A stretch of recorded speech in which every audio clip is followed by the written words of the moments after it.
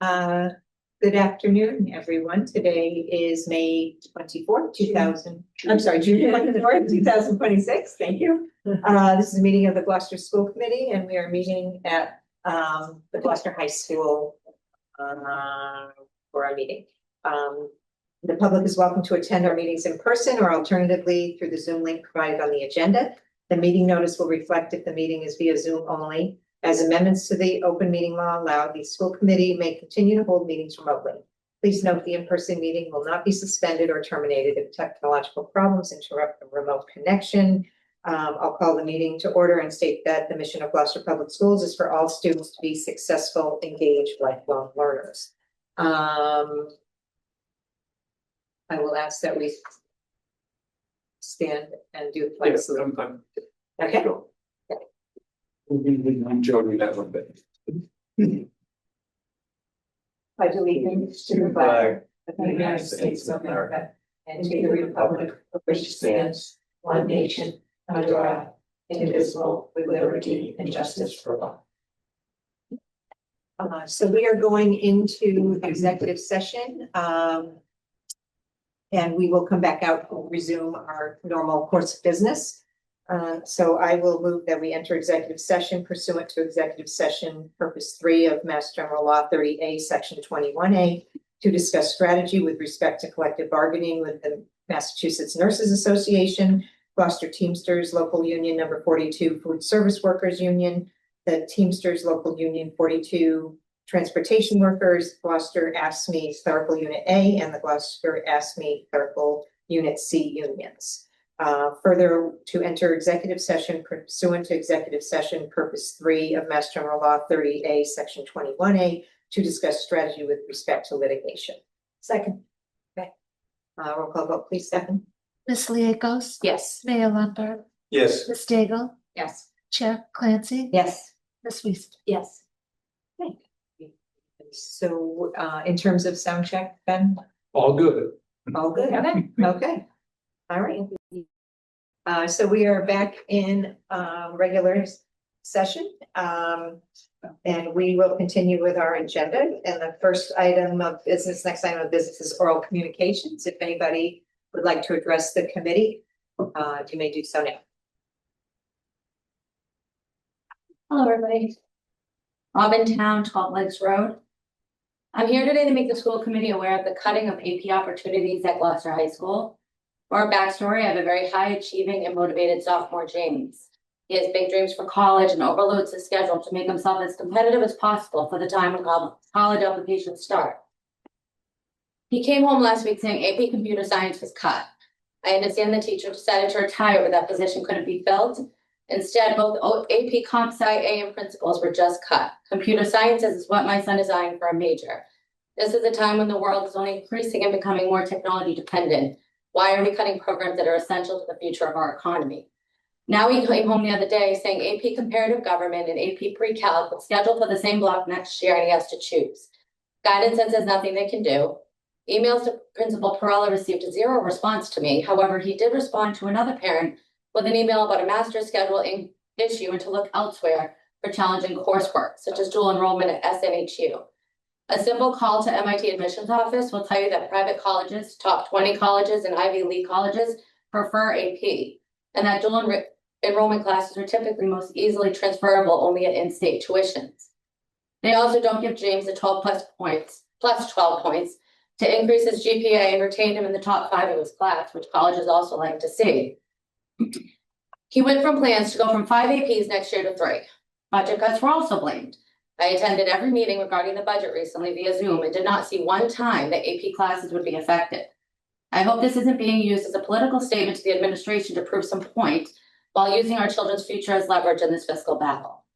GHS is limiting how successful our kids can be, and after seeing the school committee post about the presentation tonight surrounding improving student achievement, I thought it would be a perfect time to let you know that GHS is tying the hands of the students who want to achieve and make themselves marketable. All I've heard recently is the schools patting themselves in the back for having kids go to Ivy League and top colleges.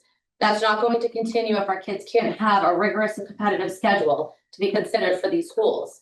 I was told by many who know James and know his drive to put him in St. John's Prep, Hamilton Wenham, or Manchester because they offer so much more. Do you know Manchester Essex now offers 21 AP classes? Hamilton Wenham offers 16. We now offer 10, technically 9, because 2 are scheduled together. I'm a supporter of public schools and I want my tax dollars to stay here, so I didn't listen, but I wish I should. I wish I had. I will scream from the rooftops how amazing the teaching staff is at this school. But right now, the message being conveyed to us, my son, and the community is that GHS doesn't have the commitment to challenge and support its highest achieving students. My son is devastated and I'm being forced to look at alternate options for my other 3 sons. I am begging GHS and the students affected. I am begging GHS to show me and the students affected that there's truly a place for everyone at GHS, from support services to AP offering. Thank you. Thank you, Rob. Well done. Congratulations. Okay, I see no one else and no hands online. So we will move on to recognitions. And I know superintendent has a report that has anything I would talk about, so I'm gonna hold mine. I have some. Go ahead, Laura. Pretty bad to say something. No, okay, no. I just want to recognize all the staff and all the schools for all the amazing opportunities they've created for students for the end of the year. I was by O'Malley today. I saw kids having field day. I've been at field day at Beaman. There's 5th grade events. I overheard East Vet's field day. So I just want to, it's not easy, especially with the school year going as late as it is, to sort of keep everybody together and having fun. And I want to commend everybody who makes these opportunities available and fun for everyone. Thank you. Yes. Okay. Okay, next is, oh, well, I do have one right. We can't start the meeting without acknowledging prior to beginning our, the rest of our business, that this is Superintendent Lummis's last official school committee meeting, even though he's not officially done, tomorrow. So I just want to recognize a wonderful, contribution to our district over the last 6 years. And that you've truly made a difference here for so many, and for all students and educators. I could go on and on about the details of everything you've accomplished, but hopefully, you know, things like a new school and you know, a lot of professional development that we haven't had, a much better, viable special education approach and leadership has made a huge difference for so many kids. Yeah, and you brought a great sense of humor and sense of fun and sensitivity to communications around some very difficult topics and others. Very great show of emotional connection with our families and with our students and with our educators. So I appreciate everything you've done. And so it's your last meeting, so I know you haven't skipped a beat and we continue on. So I just wanted to make sure I acknowledge that. Thank you, Kathy. I think if I can just say a couple. Thank you very much for those comments, those thoughts. And thank you for the committee and all the committees I've served, you know, for being great supporters of our schools, our staff, and also me. It doesn't always happen that way, and I really understand that. And I think the other piece is I want to thank our team, and by team I mean all of us. That means, you know, principals and district office, district office staff, district leaders, our teachers, our paraprofessionals, all our educators, our secretaries, our custodians, and so many more people. You can't do anything well without a great team, and it's my privilege to serve this city. And I just am so happy that 6+ years ago, in the beginning of a pandemic, on Zoom, that the school committee then and the selection committee then saw something in me that might help this school. And I'm proud of so many things, like won't with any of them, but because it really has been my life for this community. And I'm happy that my wife and I now call Gloucester home. So does my sister and her son, which means that 3 generations of my family have called Gloucester home, which is nothing compared to a lot of people. I get that. But anyway, thank you very much.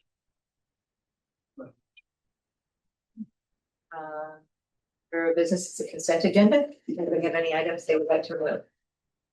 I move that we approve the consent agenda. Perfect. Okay, all in favor, say aye. Aye. Next item of business is deliberation on education issues and superintendent's report. All right. I've said a lot over the years. Every day matters in Gloucester Public Schools. Everybody belongs, and every student learns. And I will point out that the graduation, that is a new photo of graduation. That's our graduation just a week and a half ago, 10 days ago. Yeah. Anyway, it was another great day. I've been fortunate to preside over 7 graduations. All were sunny. And all of them were sunny as well. Elementary and O'Malley, but O'Malley might break that streak on Friday. We're creating contingency for O'Malley, so working on that. Go over a bunch of things today. Really important pieces here, even though it's our last meeting. 3 really important pieces. 2 are really focusing on student learning. O'Malley will give their end of the year student learning update and school improvement plan. And then we have the student learning and improved student achievement working group here to present their latest work and give us the committee and the public an update, and also the final adoption of the FY 2027 budget. Before we go there, it's nice. No, I appreciate the pre-K signing off. Appreciate that sentiment. That welcomed me. That's outside my office door or office entrance, and that welcomed me in the morning after their sort of family picnic. So that was very, very sweet. And speaking of sweet, here's Ms. Heather's class. These are new benches that the students sit on when they arrive or when they're leaving. And the carpentry class, the high school, built these benches at that preschool. So another example, as we always talk about, of our older students helping supporting our younger students. So they're great looking benches to preschool and to just office. Here is the graduate. Here's the graduate parade at EBS. At East Veterans, and you see on the left there, you see are those just East Gloucester? Yes. Just East Gloucester graduates there, veterans graduates on the right, and some in the middle with Matt Busco there, the principal, and then obviously Amy there, who was the East Gloucester principal when those students were in 5th grade. Pretty awesome. So Second grade. since 2nd grade. Right, but they were all right, yeah. Second to 5th. Second to 5th, yeah, there you go, thank you. Anyway, and Matt Fusco, I'll read the quote, this represented a very special group for me. They were incoming kindergartners, my first year as principal of veterans. From where I'm so blessed and honored to have had a long enough tenure in Gloucester and being able to see my first group of kindergartners graduate. They were an awesome group of kids. That man is old. West Parish Elementary Field Day here, as Ms. Weeson was saying, just so many great end of the year activities and traditions going on. West Parish Elementary Field Day was last week, and then earlier this week, I think. And then what you don't have here, which happened today, which I witnessed, and actually I was the starter for, was the staff race where they are all in inflatable costumes. I have a video and I have pictures to prove it. It was pretty amazing, and maybe I can share those at some point. Plum Cove Elementary had their senior clap out. So again, there's their senior, all the seniors who graduated, who went through Plum Cove there. In the hallways, shaking hands and giving high fives, and then out there for a group picture. Awesome. And then O'Malley Middle School. So just another fantastic thing at O'Malley here. You remember 2 years ago, I think it was, artist Tim Mears, with support from our students and our art teachers, put on the School of Fish sculpture there. And then this past week added the swordfish, which is an amazingly beautiful sculpture, and added to that wall there. So we had a ribbon cutting. Tim Mears, the artist, was there. He's in the lower left. He's with a student there, whose name I'm sorry, I don't remember, who kicked a ball and knocked that fish down. And so Tim prepared it, and they took a photo together. And that's what we talk about restoration. Good restorative practice there. Those two come together and having a good time together. So just appreciate the mayor and some school members were there. Thank you for the Gloucester Education Foundation, and Emily Siegel and their board for supporting our schools in doing this project. And then a big thank to Brett Dutton and Tony Waldron, our O'Malley Middle School art teachers. The artwork of the students inspired the artwork of Tim Mears, and great to have that connection. Their work impacting beautifying the school.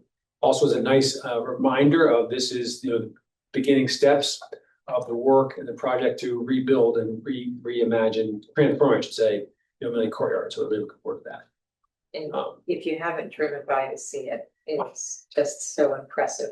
The comes right out. It is very, very cool. Oh, good. Sorry. I was looking for Amy Donnelly and Dave Brown, because they and others hosted a whole bunch of local and state officials at the O'Malley Middle School Science Center. There's Senator Tarr. He and Margaret Fronte, before she passed, proposed state legislation that would allow not only the O'Malley Science Center to get some resources, but also serve as a model to other middle schools across the state. We're creating the same type of interdisciplinary, product-based, hands-on, deep impact learning that crosses all sorts of subject areas: science, technology, engineering, math, English, social studies. And they and folks at Mass Life Sciences and Gloucester Education Foundation, and also from the governor's staff, came to O'Malley and witnessed actually fourth graders. Yes, I said fourth graders at the Science Center, working with O'Malley teachers and their own teachers to learn some fantastic things in all three of our labs. And I think it's fair to say that, well, one thing is fair to say is that Amy Donnelly is a great spokesperson for all this work and for leading the charge on this. And the work she and Dave Brown have led with our O'Malley teachers is fantastic and inspiring, and really wowed these state leaders. And so we really believe that it's a great possibility that this legislation will continue to move forward. So yeah, appreciate both of you for all the work you do. Thank you so much. Gloucester High School graduation was a beautiful day, filled with thoughtful send-offs, humor, laughs, some tears, but just a remarkable day, as it always is there at Look Stadium. And yes, I didn't put this in here. But yes, and how lucky I am to have something that makes me saying goodbye so hard. Indeed. That's my report from around the district tonight. Kelly, just to be clear, Kelly added that slide. Yes, I did not add that slide myself. And she also ordered me that I couldn't take it off. I went to Mark for final meeting. I appreciate that. Obviously. Yes, that's what she was doing. Next up, we were going to move to the O'Malley group. So Kate Robertson and Mike Titus and Amy. Great. I wasn't sure which group Amy was here for. Excellent. All right, so I'll hand it off to them. And can you share? And Amy Pasquarello will lead the presentation. Folks want to introduce themselves? We know who you are, but just for the folks at home, that'd be great. Okay. Hi, I'm Kate Robertson. I'm the Curriculum and Instruction Coordinator at O'Malley. Mike Titus, the principal at O'Malley. I'm Amy Donnelly. I'm the Science Coordinator for Gloucester Public Schools.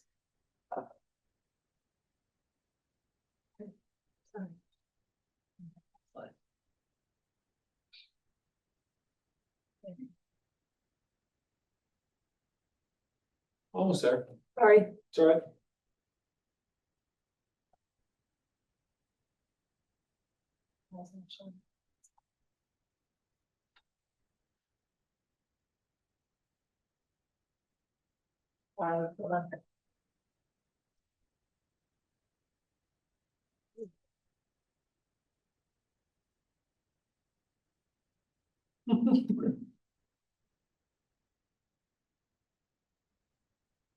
This is how we test people to see how Sorry. they're gonna handle the. Yes, I haven't. The pressure of. Pressure of submitting to the same. Yes, it keeps putting it to the side and then I can't grab it. Screen. I've got it now. fair. Sorry about that. Right. First of all, thank you for having us here. It was good to come and show off all the great things that are happening at O'Malley and also to be able to tell you about what our plans are for the next year to make sure that we continue that progress. Superintendent Lummis he mentioned in our shout out there the work that Amy and Dave do. And in talking with them as we're getting ready for this, Amy thought it'd be a good idea to come here because sometimes I think the Science Center gets sort of separated from our science department, but it really is the driver of our science department. So as we talk through some of this, we're going to explain a little bit of that work and go through a little bit of our data for the science department as it relates to the Science Center to be able to, I think, make that stronger connection for folks. Obviously, it's always good when people do this. So we're gonna go just through some background things that folks have probably seen before if we presented, but it really drives our work. So we want to make sure we're grounding it in that. An overview of the school improvement plan, areas that we want to focus on. We're going to go through some highlights and growth from what we've accomplished, and then what we're looking ahead to for next year to really focus on. There's going to be some data embedded in here to sort of explain our thinking and what's driving those decisions.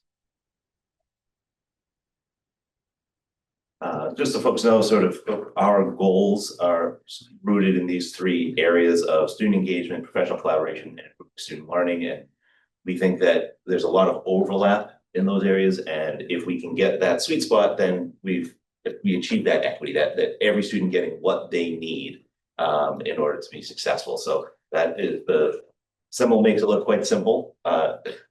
In practice, it's a lot of work, but I think we're doing making a lot of great strides towards that. And you'll see that in the presentation. This is our O'Malley instructional focus. This was developed a few years ago, actually before I arrived there, but it really rung true as I came in about work that I think can be done at school, should be done at the school, that we're continuing in our school improvement plan to continue to push to bring this to life. I want folks to be familiar with that because it'll come up. This is just sort of a breakdown, a simplified version of that. And essentially, these are things that we are always striving to see at various points throughout, not just instruction in the classroom, but also students' entire days. But these are the key components of the instructional focus that we're trying to bring to life. And of course, we can't forget our O'Malley sales values, service acceptance, integrity, leadership, and success. So with our core values and our instructional focus, driving those together, that really informs a lot of the work that we do for our planning. These are long-term student achievement goals shared across the district. What we're looking to get to, we're not there yet, but you'll see that we are making growth towards all of these goals. Always just like to review for everybody what student growth percentile means. It is a very important measure in schools, and it is one that it is not used on a regular basis out on the average in the world. So when we talk about SGP, okay, what we're essentially doing is comparing how much a given student grew over a year compared to how other students had performed similarly to them. Okay, so if a student, was in the 30th, had a 30 SGP, right? They're getting compared across students in that, and if they grow more, then they're going to have a higher SGP, right? So it's a measure of how much you've learned, and not so much overall just performance. And you see those ranges there for, obviously we're shooting for high growth. That's how we're going to raise the achievement. If we're not getting into high growth, it's harder to you not raise the achievement as much as we need to. So what folks will notice, okay, is these goals haven't changed really since last year. The work behind them has. Our action steps and what we're trying to do has changed. In our instructional leadership team conversations and meetings, what we were talking about is essentially getting really good at something before moving on. Okay, it's really easy to each year get new ideas, looks a new shiny thing, but if we only got to a 5 out of 10 on something, and then we move to the next thing, we risk not just staying at a 5 out of 10, but losing focus on that, and we're never really getting to what we need to do. So essentially, the theory here is stay focused and do these foundational things really, really well. Like really get there before we move on to just the next thing. But there are different action steps associated with this. So what we want to do is kind of reflect back on some of our highlights from this year and areas that we grew. Kate's gonna give us this overview, and then I'll walk this out. Me and Amy will walk you through some of the data here. Yeah, so just some of the high level things that we've accomplished from our school improvement plan last year. What you'll hear is some of the things that we started off at the beginning of the year when we were here in October. We kind of gave you highlights of where we were going this year. So I'm going to highlight those things that we accomplished, but you'll also see that we're taking a lot of these things to the next level for next year. So you'll hear what we did, see some data to support those highlights. And then as Mike said, we'll get into some of our focus areas after that. So one of the things Mike mentioned was the O'Malley instructional focus that we had developed a few years ago. One of the things was we really needed to breathe life into it, and we've been working at that in ILT this past year. One of our goals was to embed this more into lessons. We did do some PD through some faculty meetings on our monthly focus. So what we did is every month we had a core value from our sales value, and we had an instructional focus topic, and that became, you know, a focus of our newsletters that went out to families. We tried to present ways families could support kids at home with some of these values and focus areas. We put them in our staff newsletters with simple things that could be applied to any classroom area. And then we started with our with different content areas, learning walks, using our instructional focus as the focus for when we went into classes to see what colleagues were doing. We read the instructional focus over the announcements every day, or almost every day. We had, you know, today our focus is this, you know, this is a simple way that you can implement it today. We also connected it to our student of the month. So student of the month is something that we had in the past. This year we wanted to commit to really making it intentional to connect with our instructional focus and our sales values. A big part of student engagement is finding opportunities for students to vote out and giving students voice and choice. Obviously, voice and choice is part of our instructional focus, so that all overlaps, but we also worked on advisory this year, which was already in the schedule from last year, but we added Wayfinder curriculum to be implemented by staff. Staff received training in December, and really that focus is to look for ways to increase belonging, where students are in the same room all year.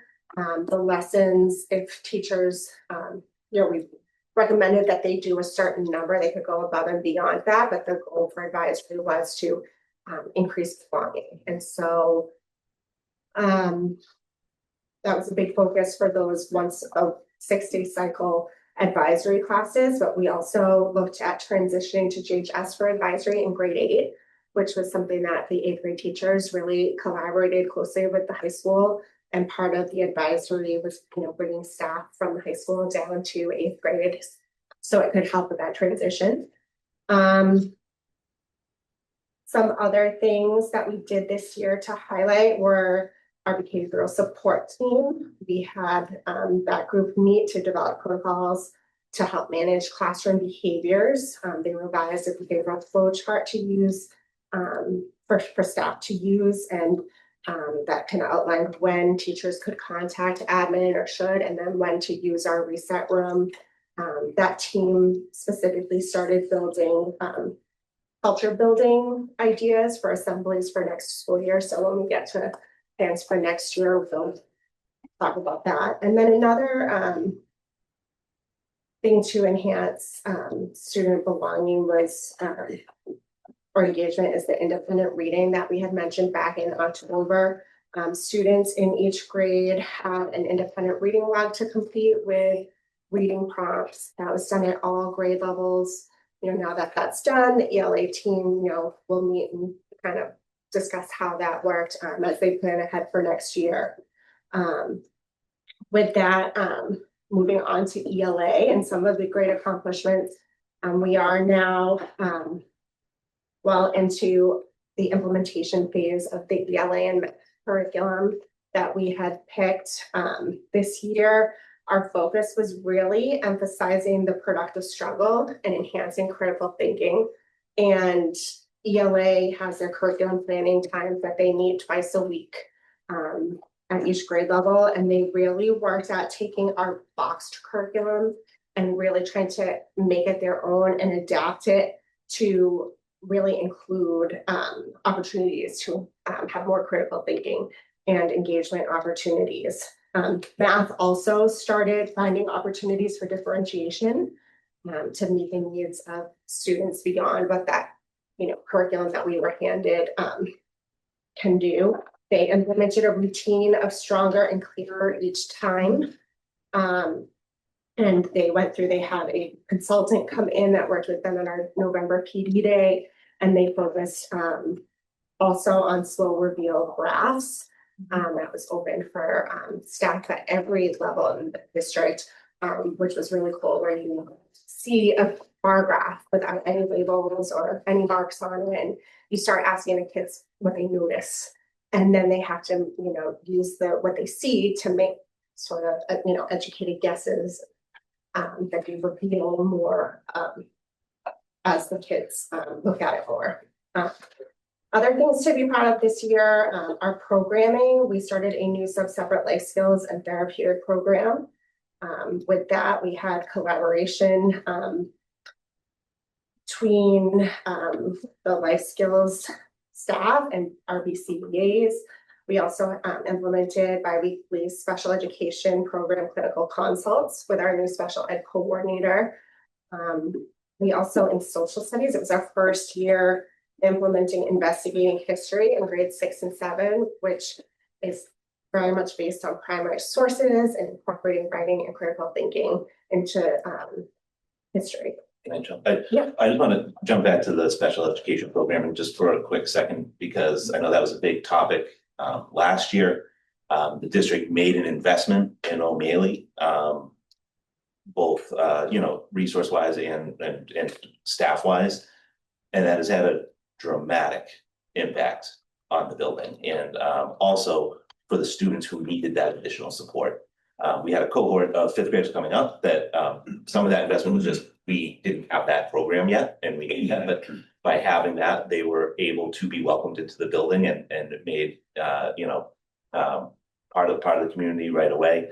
And in particular, our therapeutic program, by adding more staff there, we have a much more robust program where we're really hitting the needs of those students who need it so much better. So that I did just want to kind of highlight that. And a lot of that has been overseen by Leanne Bradley, who's our new special education administrator. Her and I work with that, but she's the one running those clinical consults. She's overseeing the details of those programs. So, that is just real evidence of, sort of a need being addressed, and it's tangible in those kids' lives, but it's also, you just feel it in the hallways. So that's been a big shift for us this year.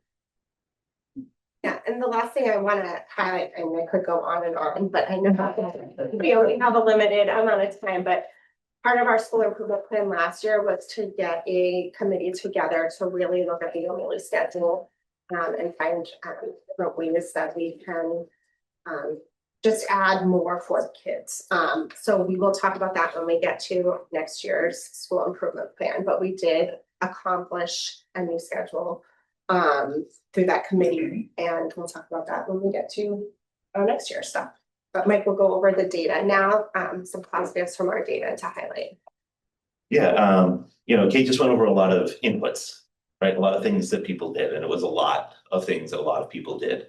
But we want to also see what are the outputs of that, right? So we know last year we saw a dramatic increase of our chronic absenteeism rate. We have almost recovered that from last year. We still have a little bit of ways to go. I would say that 20% is still higher than I'm comfortable with, but we are trending in the, well, not training, it's 1 year, but we're recovering.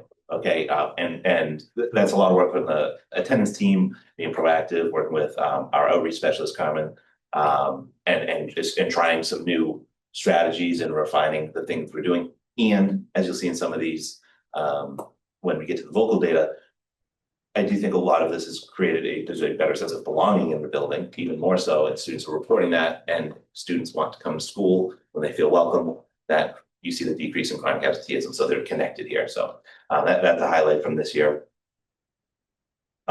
Just see here over the course of 3 years, these are the broad categories of the vocal survey. They kind of get into specific things, but they talk about engagement, environment, and safety. Some engagement you're seeing go up there. I think that's a testament to some of the work that we're doing, the ILTs doing, and then bringing to vertical teams and engaging students. So, we're at the best, we're staying consistent with some of these things. Safety, I think, we need to keep bumping up, but we're holding steady for the most part here. So what you see is this is just an example of what I tried to do here. Previously, we've kind of taken the whole of the category and broken that down. What we wanted to do is just kind of pull a few questions that we thought really said a lot about the community at O'Malley and just highlight those. So adults, this is student response, just so everybody's clear, this is a survey that the students take. Adults working at O'Malley treat students respectfully, regardless of any of those things. That's a 88, almost 89% positive rating of that. So, obviously it's not like that, you want 100, but there's a really strong response favorably there. This one's great because this is about student-to-student relationships, right? So obviously the adult-to-student relationship is super important, but the peer relationship is incredibly important. Very similar question, very similar strong response, right? So that's just a testament to all the work that's happening every day. High expectations, that's key. Kids, I firmly believe, and I think a lot of us firmly believe, students will achieve to the level that we expect them to. So this idea that, students reporting, their teachers all believe that they can do well, right? And that's a critical thing, especially at this age. Not only that we are obviously holding it as important because they are feeling it, right? And that's the biggest piece there. So right in line with that, my teacher set high expectations for my work. We're looking at a vast majority of students feeling that not only is the expectation high, but they feel that their teachers think they can do that high expectation. Just with a few points here. This is our grade 6 through 8 STAR 360. Again, for those who don't know, that's a tool that we use to measure people math and reading comprehension. You're seeing a 3-year trajectory here. It kind of goes up and down. What we're starting to see as the teachers are getting, I believe, more comfortable with this curriculum that we've adopted, getting more consistent with it, we're starting to see those indicators go up and up, and hopefully that's the trajectory that we stay on. Nice. Yeah. Just looking at this, it's interesting because we hear about, I don't know if it's the same at middle school, how over the summer often reading deteriorates. But what we're seeing here is in the fall, it's a little higher. It seems to dip in the spring in previous years. Yes. So, and I know this has been said here before, this is I think a good dipstick of where our students are on any given day, but it is where our students are on any given day. And I'd say probably particularly in 8th grade, I do worry about testing fatigue taking up, especially now that they have a 4th MCAS that they take. Okay. But then this year, Yeah. we see a dramatic increase. Yeah. Yeah, as the year goes along. Right. So again, hard to know exactly what that's all about. Last year was the first year of the 4th MCAS, and so it's possible that caused the kids to It's tired, but this year they maybe were expecting it, what we know, the best thing that I can relate it to is. We've got consistency with this curriculum and instruction and that, also the addition of independent reading. Right. Which we're gonna do to, I think there's just a lot of things that we're doing that are starting to all click and keeping us going in that direction, so. And this is One- over one- 3 grades, right? Yeah, this is an average of all 3 grades. One possibility in terms of the data you showed how spring goes down is that, especially with stars, that the standard you're trying to reach is higher as the year goes along. But there's a possibility, again, that's. I'm just noticing, because it's Yeah. a dramatic increase this But year. then, right, as Mike is saying, and what he's saying makes sense to me is that, the pieces that they're putting together now are seeing improvement throughout the year, which you always want, of course. Of course. So. Thank you.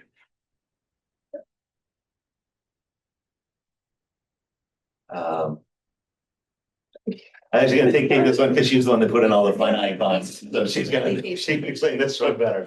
Yeah, so it's showing, if you look at, say, the 6th grade bar, right? It's showing the 3 different years. You can see the light spring was the spring of 23, 24, the dark purple. Following Yeah. a cohort. So you're following just that grade level and they're different cohorts. But if you want to follow the kids and track the growth of the kids at the new grade level, if you look at the blue arrow in grade 6, they were at 47 7/10% proficient. Follow that blue arrow to grade 7, this year, they were at 51 3/10% proficient. So that cohort went up. And then if you look at the smiley face bars, the 6th grade in 23, 24 was at 45 9/10, and then they dipped in grade 7, and then they went back up in grade 8. So you can track the whole cohort that way. Just thought it was They've recovered and increased. yes. So I just thought it was a neat way because we want to look at when we're looking at the curriculum itself and how we want to make sure from year to year, we're delivering the curriculum with fidelity and, meeting all the standards and look at, how that is done. But then we want to track the group of kids as well and make sure they're improving, which we'll get to the next slide shows growth over time. And so this is why we want to go over the SGP at the top of this, to see that, again, we really like that high growth. We're working on getting there. Again, you kind of see this bounce. The dip there, is interesting because that's in relation to what you saw as higher achievement. Okay, so these SGP and achievement can kind of work counterintuitively. Higher your achievement is, the lower you might expect your SGP to be because there's less to grow. Okay, so those things can sometimes work in sort of an inverse fashion. So that dip there is actually when you compare it to the higher level of achievement, it's less concerning because of what we're comparing it with. Take those 2 measures together. One thing, I know it's a lot to look at the data, but one thing I always think is important for people to know is that we have data teams that meet 3 times a year at least to really go over this data. And when we're going over it as a team, we're looking at the individual students and the individual classes, and we're looking at, oh, look, this individual class has, most of their kids are over that 60th percentile for SGP. That's awesome. What are you doing in that class that might benefit someone else in another class to help get that higher growth? And so then we have those rich conversations about what we can do, what are we seeing is making a difference between the classes that have high level of growth versus classes that might have a lower level of growth, and we look at the individual kids and have those conversations. How many kids are in each grade? 200, About 200. give or take. Yeah, I mean, I think is 198 to 200. Yeah. And you're able to look at kids even with that many. Okay. And we have that new tool, we didn't mention it today, but I'm sure you've heard of the open architects throughout the year. We've mentioned it, and it really helps us to, we can click on exactly, who's not meeting the expectation. We'll pull up the kids by class, and then we can really dive deep into what areas of what domains they might need support in.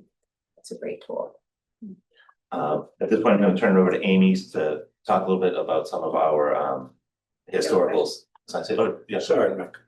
On this open architect, is there any way that you get pinged or anything? I mean, if a student is kind of falling into a zone that you're not comfortable with, is there anything that kind of alerts you to that? Well, so I think for that immediate effect, it would have to be pulling sort of like gradebook grades, Yeah. and it doesn't.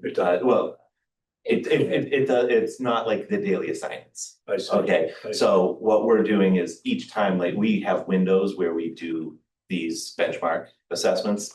And so, you know, we are able to then call that data to track those students, right? To see where they're at. So it doesn't necessarily flag us, but there is, I think, a component of it that we haven't really fully explored. Like, there is a new AI component where you could probably say, show me the students who've had the largest decrease, and it'll generate a new graph for you, but Right. we're still learning that. Right. That element, but Yeah, no, I was just concerned about that student. I mean, I wouldn't want a student, and you wouldn't want a student either, to go a month without you kind of seeing his data. well, right, so yeah, so when we look at this data again, these are the larger benchmark assessments, right? We do MCAS, those are but part of the structure of O'Malley is our student review teams, which meet as the house teams. They meet regularly, and that's where that's where the kids are first getting intervened upon if we're starting to see grades slip or we're seeing a change of behavior. So this is just like a higher level sort of discussion around practice and informing instructional decisions. Whereas there's still always ongoing discussion on a usually about twice weekly basis, Right. of those student teachers being able to identify any concerning trends in the classroom. And teachers do have access to the scores and everything when the student takes the benchmark, so there is an occasion where, a student might rush through it, they get a ping from that, so the program emails them and says the student finished in an unrealistic amount of time. And then they can have a student go back and retake it, so we get accurate information, so they do get information and pinged like that. Yeah, interesting. Thank you. Can I ask a question? Also, it has to do with going back to sort of the chronic absenteeism. Where are we using that data? Because I'd be curious to see if there's a link between kids who are not coming to school and kids who are chronically underperforming. And I also want to acknowledge that there are certainly also going to be kids that are chronically absent and are nailing it on the test. So maybe there's a connection, but maybe there isn't. Yeah, I think that's, we probably see that cross-reference more in like daily grades, right? But I do think it's worth for us maybe this summer to do kind of a cross comparison of who are chronically absent students and that might be something I think Open Architect can probably help us with that later. Or is that another way to engage the families of the students that are chronically absent? To be like, hey, listen, now we have something to show you that goes beyond your kids' daily grades. This is overall. So that was actually something we did do this year. They have a family report in Open Architects, and so that was one of the strategies our attendance team used was to all the students who had had a certain number of absences, run the family reports, and we physically mailed them home with like an explanation of, here are the concerns, and this you can see, and it pulls the students' historical data. So so we definitely use that, help that teaching with families as well to understand the importance of being in school. Just to follow up on that, because that was a great point, Andrea, is that Laura and I were on the attendance team, and we 10% is kind of the benchmark, if I'm correct. 10% of the year, of the school year. Yeah, to anything over 10% of enrollment is considered chronically absent. Chronically absent. Yeah. So your benchmark is that as well. So, Yeah, that's set by the state. Yeah. Which is 1 day every 2 weeks. Yeah. And it's actually, very quite frequent. All right. I think particularly today. 18 days, right? Okay. Hi, thank you for giving me this opportunity to talk about science at O'Malley. So there's a lot on this one slide, but to break it down a little bit, the black line is the state average for science in the top one, and then we got math on the bottom left and ELA on the bottom right. The red line is Gloucester, O'Malley. And this is eighth grade schools because the science test is only given in eighth grade. So there is that struggle of, trying to track growth or comparing prior years. We don't have a star for science, so we have our banded eighth grade test. So what we try to do here is show how Gloucester, the red line, compares to. Sorry. Okay. I was trying to move the. Oh, the little mouse. cursor. Yes, and I clicked. That's fine. So the blue lines all represent and not, color coded by town, but those are the districts that are dark. So if you look at the science graph, you can see that the O'Malley scores trend right with the state.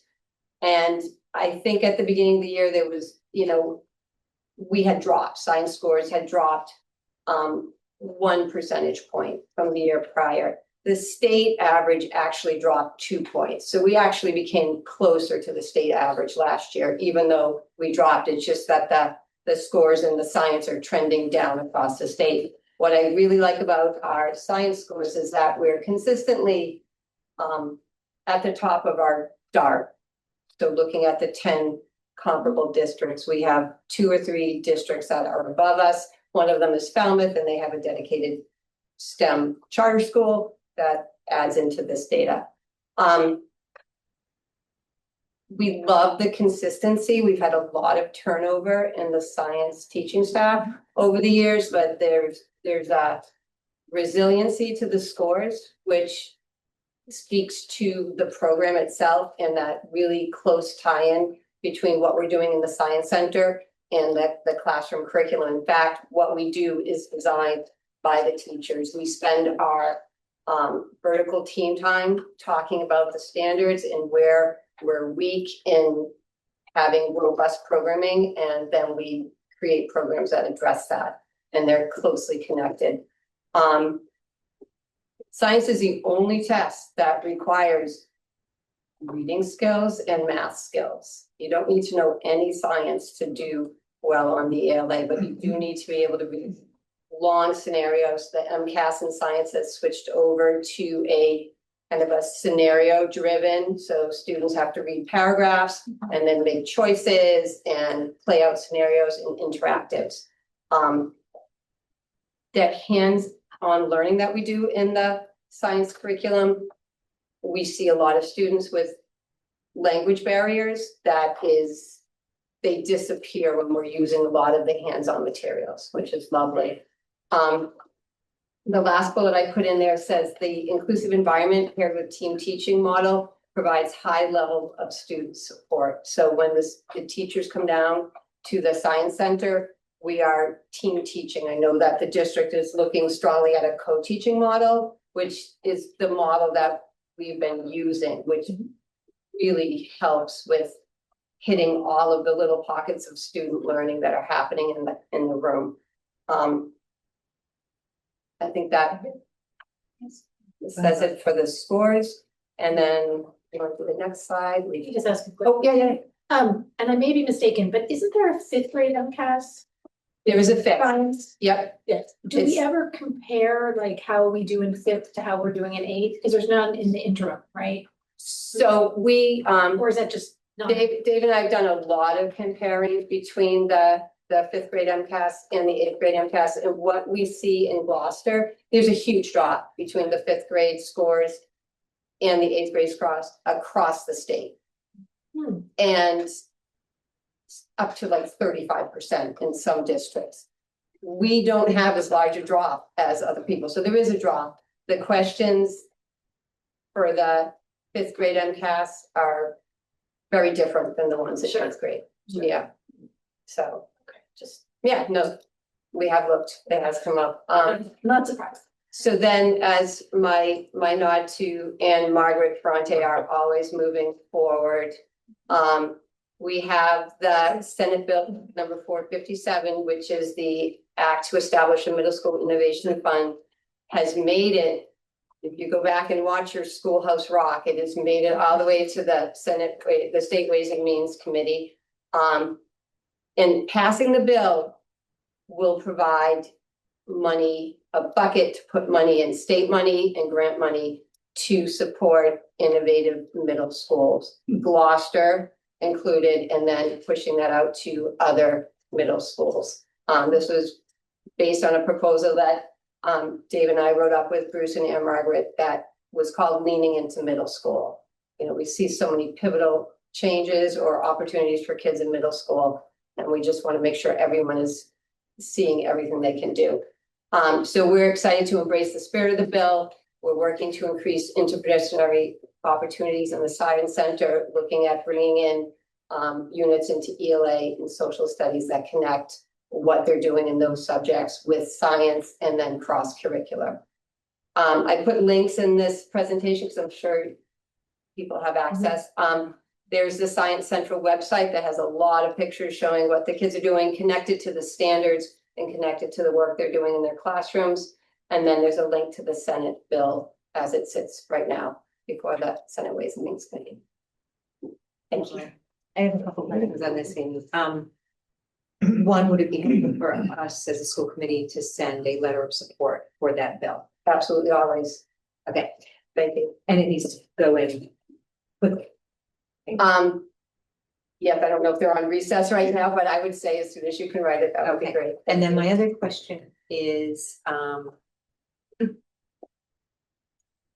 last year when we got the grant, but not, you know, the money that Tax, yeah. Senator Carr and Representative Carr, Mhm. did other districts also get that, or was that specifically kind of a pilot or an initial effort by them? Oh, for specifically for innovative middle schools, not that I know, I think it was just, yeah, I know the high school got money for. Yeah, just earmark specifically advocated for by Senator Tar and Representative Froning. Yes, specifically, right, yeah. And I just want to make one more comment though. Given everything that happens in the Science Central and the collaboration, I mean, to me, that highlights true engagement by our kids in that kind of learning. And it just really reinforces why that approach is just so important, or just high engagement instruction, no matter what the subject. So it's good news.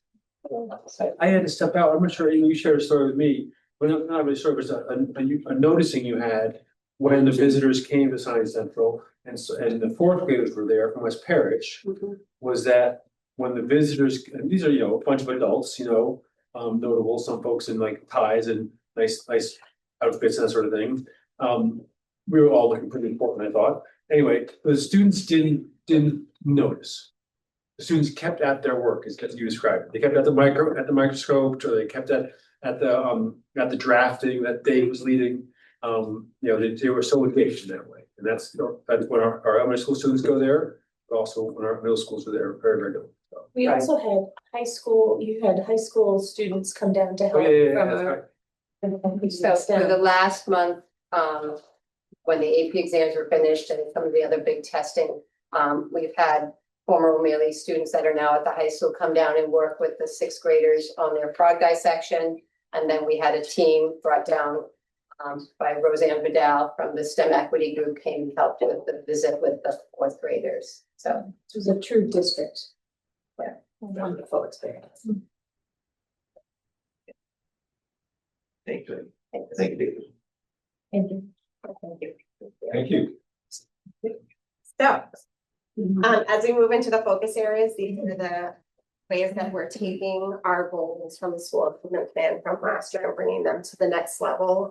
I'm going to go over some of the inputs that we're planning on doing next year. The biggest thing is that with our instructional leadership team, we really want our focus to be on developing an internal calibration of what good teaching looks like at O'Malley, and using that instructional focus to really drive that work and some of the PB opportunities that we're going to offer teachers next year. With that, and looking at some of the things to increase engagement, one of the things Principal Titus is going to start his advisory council next year with having students representative that will meet with him to have a voice in their school more than they do now. Another thing the instructional leadership team talked about wanting to do is setting expectations. Some of the teachers already do it, but they give students a voice. Okay, we finished this unit. What's your feedback for how we can make it better? What are your takeaways? You know, did they get out of it the whole overarching idea that was intended? So we're going to look at how that might look in all different content areas without being overwhelming and having the same thing in every subject over and over, because we want it to be authentic and give teachers feedback to help make learning better for kids. Another huge thing, I mentioned the schedule, so I'll talk about that. The new schedule that we have developed is similar, it's still the 6-day cycle. But it does allow now for more collaboration between special education liaisons and the content area teachers. With that, we are going to be starting the co-teaching model in ELA and math to help improve tier 1 instruction. As we just mentioned, with the co-teaching model in the Science Center, seeing great improvements. This is hopefully going to benefit students overall. In the new schedule, in addition to the co-teaching ELA and math, we are implementing a 30-minute, I believe, of targeted learning time at my tilt block at TLT. And that is going to be a time at the end of the school day. Students will be intentionally grouped for that 30 minutes where their teacher can provide data-informed interventions. They can provide enrichment or other supports as needed based on different data that we see for the kids during that block of time. This is also there's only too many pros to go over off a big piece of that, so that's where we're shifting some pull out special ed services, okay, allowing that free where they are now. Our liaisons are conducting those or delivering those services while the teachers are planning, while their core teachers are planning. So by making this adjustment where and when we're delivering those services, that frees the special educator up to be meeting with the content teachers during the planning block to do that. Additionally, what this means is if a student needs academic support during that time, because this is going to be a universal time where kids are going into targeted groupings, that means students aren't missing any tier 1 instruction when they get their pull-out services. So they'll be getting B-grid co-taught services, right? B-grid being the in-class supports, and they still will receive their pull-out services. That's a smaller number of students that require that. But they won't be missing any tier 1 instruction, not either in academics or specialists. So, but that 30 minutes is across the board for every student? So what is a student who's doing fine in class? What do they do? So that's a time where they're gonna be with one of their core teachers in an enrichment block, okay, going to above and beyond, a chance to push and excel. Whereas other students, we have plenty of students who, we just showed our data, and while we're going the right direction, what you should also take away from that is we have plenty of students who are still below grade level in reading and math. And this allows for targeted intervention from their certified teacher to be delivered during that time. But no targeted challenge for students that don't. Yes, so that'd be the enrichment piece of those students. So that's why we're calling it targeted learning time, because it's going to be data informed things for students based on their levels of both in class and on their benchmarks. Where did this 30 minutes come from?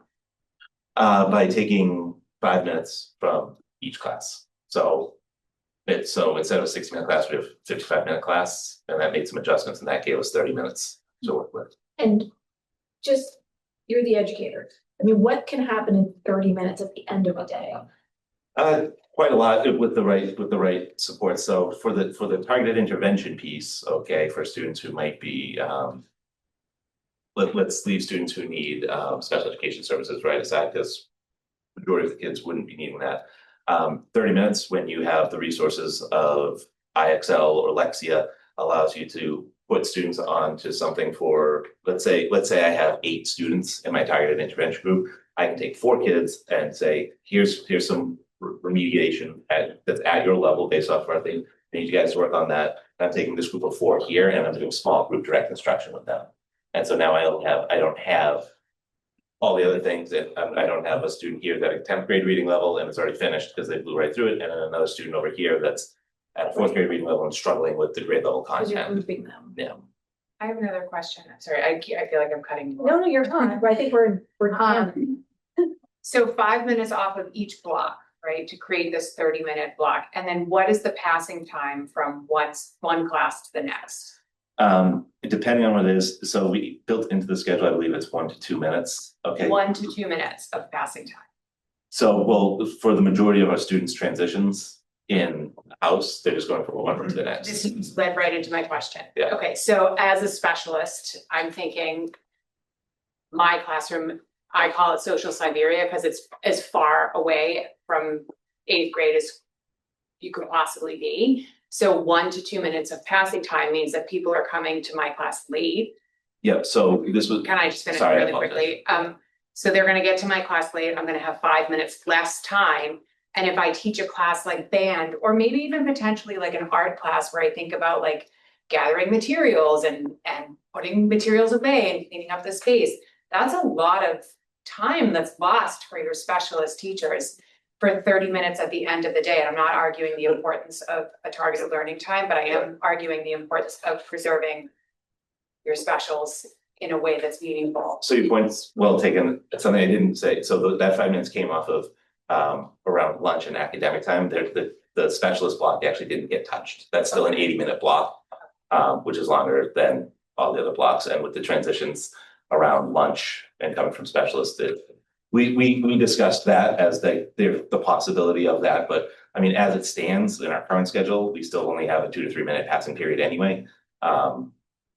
Because our day's short, right? So, so, you know, so we have those built in, and depending on where a kid is traveling from and to which specialist, yeah, it's gonna vary on the amount of time, but the passing time isn't truly that much different than how it has been for years, and we didn't touch that specialist block. How long is lunch? Lunch recess block is 30 minutes. And just one more question. So that final block at the end, so that's not, I mean, that's Title I, I mean, that's all the teachers, that's staff. Okay. Just checking about this.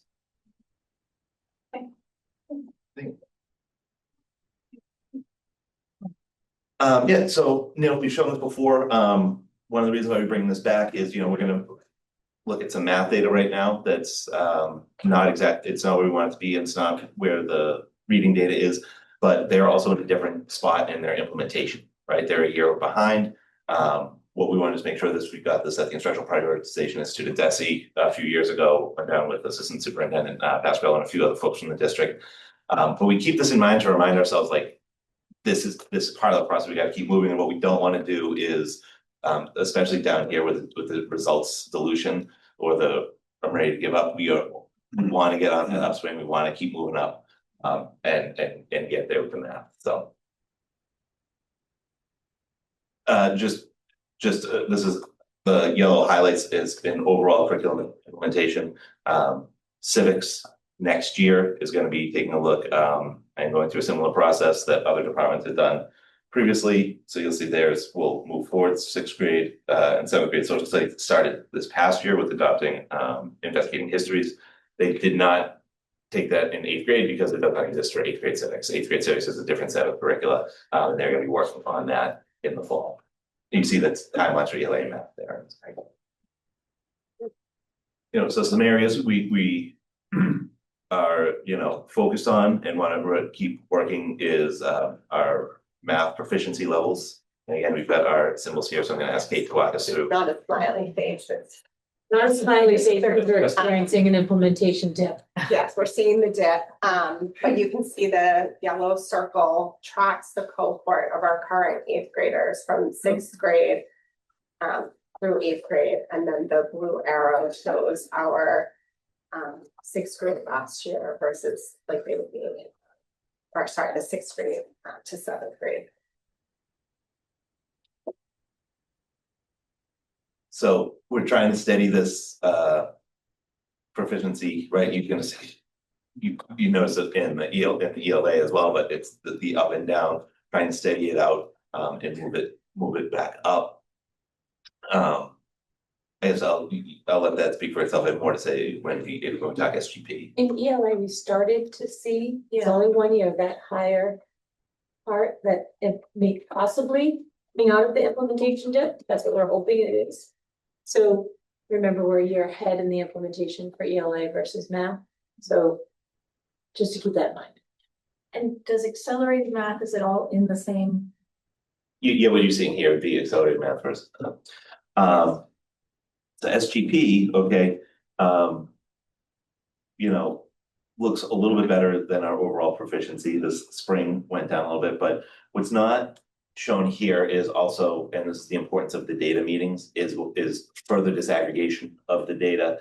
We did have teachers whose class averages for SGP were up above 60, right? So and that's the key component of those data meetings is that discussion around what's happening here, what's not happening over here, what's the comparison, does this class happen to have a higher level of students who are chronically absent? Is this the advanced or the accelerated class? What's the ratio of students with IEPs in this class? So, you know, we're using that, right? We know that this is an area of focus for us, which is why we're highlighting it here, right? But those are those conversations that happen there to make sure that we can improve that and make more informed decisions as we're going through, not just what we think, or not just, oh, well, you know, it's not just, well, this class talks a lot, you know, it's really breaking it down both from the standards and the data, but also class to class and having thoughtful conversations around that.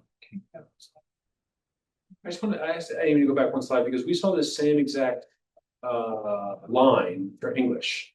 What I'm pointing out is, and this is something you raised, Laura, which is the last 2 years, fall was higher than the other ones. Then in this year, you see that it got higher. You know, I mean, it's the exact opposite slope. Okay, so I don't. There's nothing for us to conclude from that, but I just want to point out that, you know, last 2 years it's the going downwards across the course of the year, and then this year both in math and LA you have upwards. This is a little more level and upwards. But anyway, it's just curious to see. Watch next year. Yeah, it's curious to see both that same pattern in both ELA and math.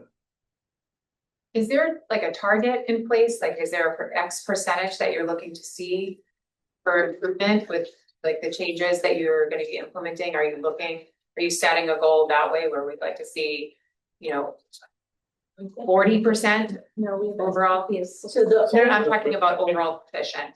overall goal for the 80. long term is 80, which is very high. But I think what we'll be doing moving forward is having smaller, more attainable steps, keeping the 80. Right. But to say, so for if we are at 37 now, I'm not saying what it would be next year, but part of the beginning of the year, we'll set goals of how, we're not gonna go from 37 to 80 in a year. Well, that's what I'm asking for. I'm It asking might be 45, it Right. might be 50, we'll make that determination at the beginning of the year. at the beginning of the year. Okay, Does that make sense? yes. And then each year, hopefully, intentionally, raise it up. Literally. I think we're here. And then these are just a few, you know, areas of, so this is again, the flip of what we saw before. Those, we pulled some ones that we thought really demonstrating some, you know, effective engagement, what kids are seeing and a sense of belonging. Here, this gave us some information that we want to, we think going through all the vocal data, pulled out a few that we think if we can focus on, it might help us with some of these scores as well as far as instructional moves. So see here, at least two of my academic classes, students are at each a part of the lesson.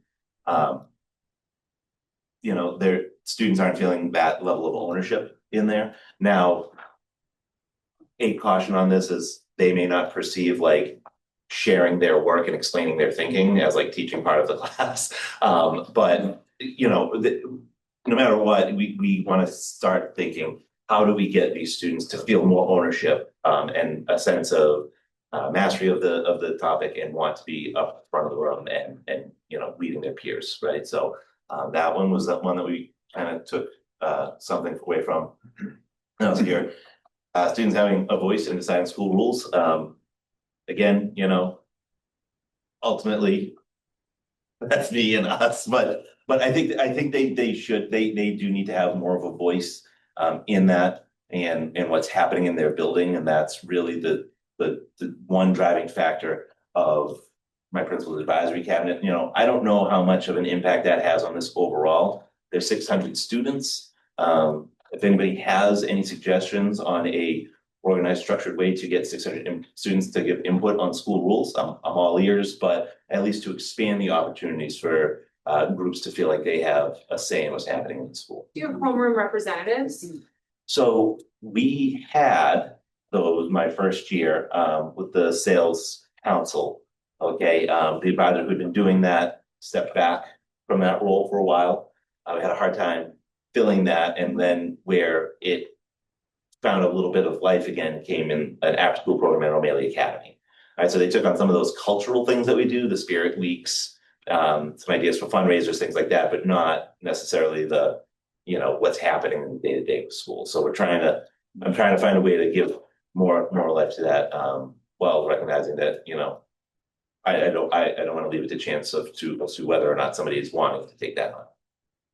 I'd be curious too. I mean, that's kind of a broad, that's a question that. It's, doesn't have it's, a these are the vocal questions from the unique- state test, so for the state survey, so. Thinking when they answer you, because what rules do they really care about that they feel they don't have a say in? Dress In other code. words- Oh. Dress code. Yeah. I was gonna say it. Right. And one thing that does happen, for the past few years.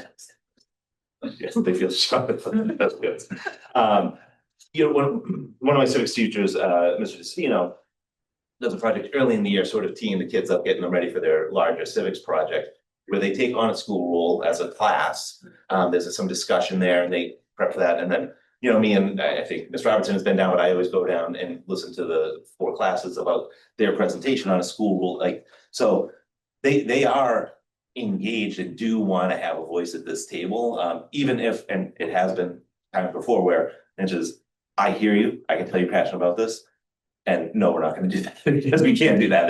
But they get to find out why we can't do But that. didn't the students also take the lead to say no cell phones at our school functions, right? Right. They have a dance. Because they don't want to be that- filmed and they don't that want, came right, from so. a kid that didn't come Yeah, from- so I do think it's crucial to find a way. I mean, yeah, that question may be imperfect. Yeah. All assessments are kind of imperfect, but I think the takeaway for me is I can be doing a better job. We collectively can be doing a better job of amplifying student voice. And that's part of the instructional focus, voice and choice, right? And that's across all aspects. Just related to what you were just saying, so only one class in 8th grade civics has that opportunity? The 4 classes with that teacher. So the other classes with the other teacher don't. I've not been invited to their classrooms for that. So that would mean like half the 8th grade doesn't have that opportunity. So one of the things that we talked about is doing the curriculum review of civics next year. Because we need to formalize that. We need to have the same opportunities across the board. Right, but if it's the beginning of the year, next year isn't soon enough to do an evaluation, because if they do that at the beginning of the year, that class still misses it. Right. So Is this something that advisory would be great? Like, is that an appropriate time to, I mean, I think it's fairly common for educators to have like classroom expectations that usually is a conversation that's done with the kids. So, or at least in consultation with the kids. Is there a way to use advisory to say, what do you see in your classrooms that you feel really works for you, or what doesn't, and then you build sort of from the ground up, so it's not just classroom expectations, so it's building wide expectations. Yeah, I think that's a great point. That was something that we talked about at the end of last year as a staff, right? We do have the house, the teams, and so there's the classroom expectations, the team expectations at grade level, and the school. So as a staff, we were trying to calibrate while still giving the houses the ability to kind of operate somewhat differently, but how do we get all this line so that there isn't big expectation swings across the building, right? So So I think that's a naturally, that's a natural progression, and I think that that's a great place to do that is, now that we've normalized some of that, calibrated some of that across the building as the adults, bring the student voice into it as well. And I mean, and you know why I'm advocating for this, but, I actually would think it's really important, especially when you're gonna be operating with a reduced staff, which is a question I have for you after. I mean, you're gonna, and especially the 8th grade, to really give the entire grade a voice and not have half with a voice and half without. I think going into next year, I would just advocate, and I know you can't help. I just would really think that's important, especially since you're losing a house next year. Yeah. You know, I don't know if it can wait another year. That's what I would say. Noted. I was like. What are you doing to prepare the 8th graders for high school better? I know this has been some concerns in the past. Do your 8th grade teachers talk to the high school educators and work together? Cause I know like preparing them, adjusting, having them learn how to take notes, that sort of thing, has been lacking in the past. Yeah, so I mean, I feel from what I've heard from feedback, I only know this is my 3rd year, so I, don't have the history. We've been doing a lot more crossing over than has historically existed.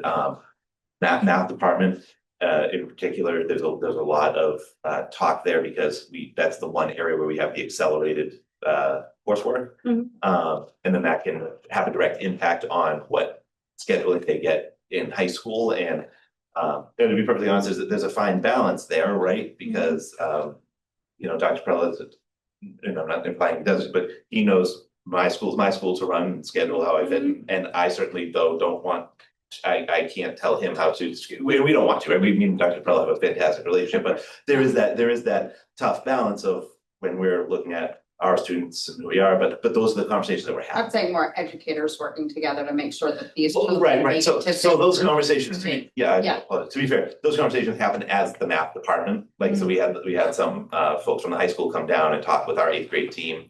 And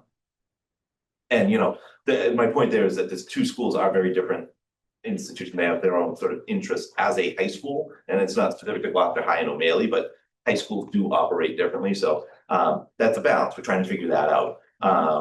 We did have the guidance department come down this year, spend some time with all of our 8th grade teachers discussing course recommendations, to sort of calibrate those, what are we looking for, what's it good, but there's constant criteria back and forth around what would qualify a student for this level of coursework. So it's there. It's hard, as for me to talk a lot about calibrating across just within our school. So it's then really hard to get up to that level. But yes, there's conversations ongoing as best we can. Also, that the invitation starting, I think, 3 years ago to have the high school come down to our 8th grade advisory, and we've increased that over the years.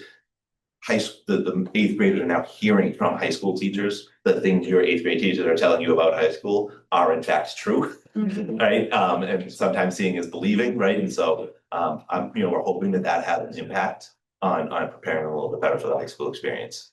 Yeah. So we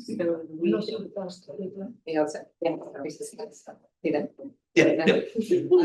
Actually, Mike answered the beginning of that question, so to have the question, is that more than ever? Okay, and will be more, but whether it's guidance counselor, whether it's math curriculum, whether it's English curriculum, whether it's in learning walk together, but more than ever, and so as Mike has said, do even more. Yeah. Thank you. So, I move that we approve the O'Malley Nation Middle School improvement plan. Second. Any discussion? Second.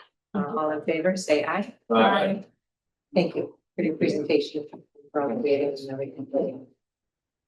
We are going to switch out. Yeah. The panelists. I'm going to share leads with the folks for the Oh, really? That was just so easy. Made by Stephanie the lead seat. How many was Stephanie the lead seat? Because I get to breath hold. So. We have how many? Hope you all have a lovely summer. Thank You very too. much. There we go. Great job. Thank you.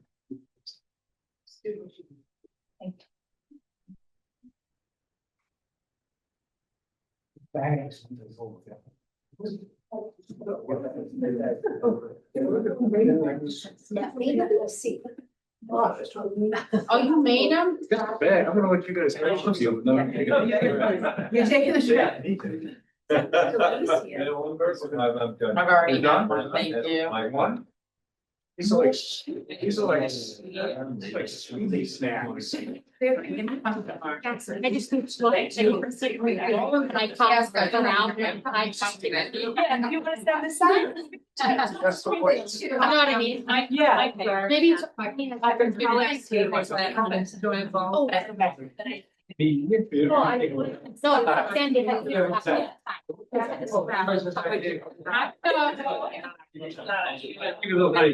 Well, now I'm devastated. Be able to see that. Actually, yes. Okay, Alright. my laptop too. Welcome to this side of the table. I'm voting. Bill, you should join us.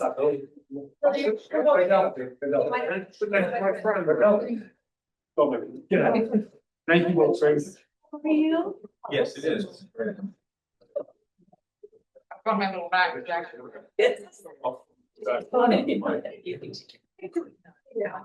We always have to shine on it. Okay, so, we have our joint working group to, deepen student learning and achievement. We presented once before, earlier this year, and so this is our second report of the year. We had started by, going through a whole process of starting looking at data, and looking at, where we can improve. And so tonight we're going to talk to you about some root cause analysis that we have started. We do not have the answers yet, but we have some hypotheses. So let's get started up here. Before we get started, maybe we can go around and just introduce ourselves. The group is even larger than here, as so many came tonight, so dedicated, so thank you for being here. So the group it's not co-led, it's tri-led. There's 3 leaders. I don't know what the word is, but it's myself. And we'll go this way and introduce, and maybe if you say your name and your role in the district. Perfect. Good evening. My name is Rachel Rex. I'm the president of the Union of Gloucester Educators, and I'm a science teacher here at Gloucester High School. And as Amy said, I help to lead this group. I'm Liz Crowley. I am the vice president of the Union of Gloucester Educators. And I'm the power of the preschool. I also help lead this group. Melissa Francis, literacy coach at East Veterans, and I'm also a parent. Bill Melvin, member of the Gloucester School Committee. Kevin Shea. I'm a math teacher up here at the high school. Good evening, I'm Tony Waldron. I'm the art teacher at O'Malley Middle School and also a proud parent of the 3rd grader at East Veterans. I'm Sandy Theodoro, school psychologist at East Veterans and Gloucester. Abby Andrew, I'm 3rd grade teacher at East Veterans. Right? So we'll get started. I think, so you're just gonna start about like the work of the being on the group, or are you gonna just? Sure. What's that?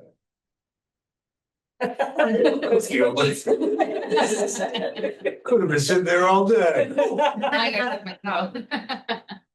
First of all, I feel a little disconnected from my group over there. I appreciate everybody being here tonight. I just want to talk about the development of the group and how it came about. There's 3 people on this side of the table that were actually instrumental in bringing this group together. And I appreciate the work that they did to do that and to be so open about it.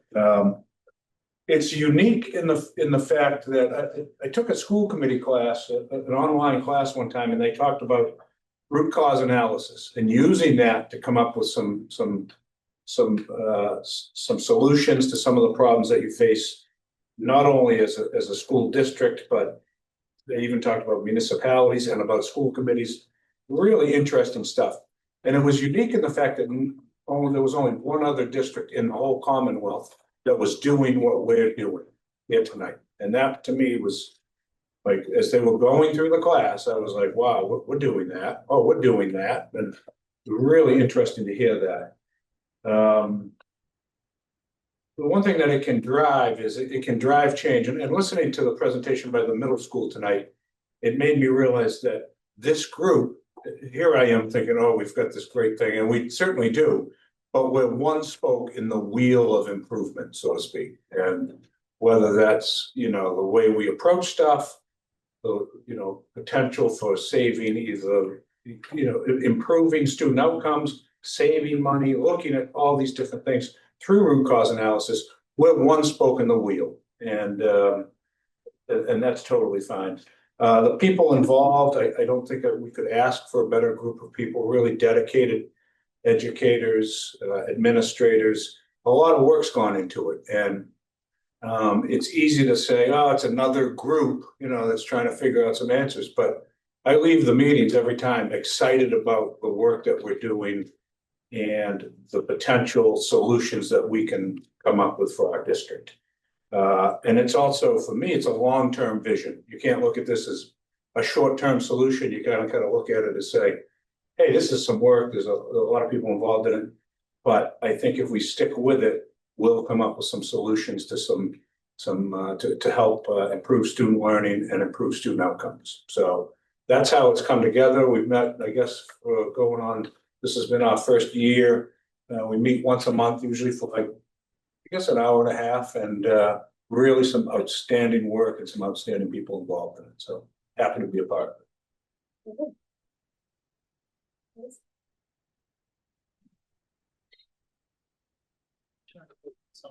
Yep. So our working group is a chair with Amy, Rachel, and myself running the committee. Our working group is made up of a very diverse group of people. We have union leaders, administrators, school committee. We have the school staff, which includes 2 elementary paraprofessionals, a school psychologist, an art teacher, a 3rd grade teacher, a Title I teacher, reading specialist, and we would love to have a couple of community members to join our group.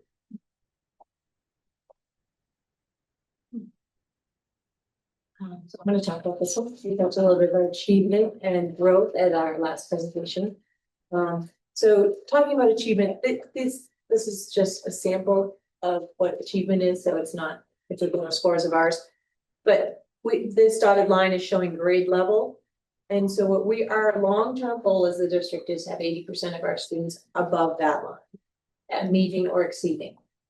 We talked about we are at different points in different grade levels, different subjects. And we are going to we want to work to move forward incrementally to get to that long-term goal. So the achievement is one part of what we're looking at. The other part is growth. And so growth is measured from a 1 to 99 scale. And as Principal Titus said in the last presentation, that it is comparative to students who scored like you from this year to next and how much you have grown. To think of 50, an SGP, student growth percentage child of 50, that's about a year's worth of growth in a year's time. So that 40 to 59, that yellow that you're seeing on the screen is average growth. If we want to close achievement groups, we want high growth. So as a district, our goal is to get towards that 60 or above SGP. So those are kind of the measurements. And this can apply to STAR 360, which we heard a lot about tonight from Bailey. It can apply to MCAS. It can apply to access scores for our ML learners. It can apply to any benchmark that we're using. All right, Tony, you're up. Thank you.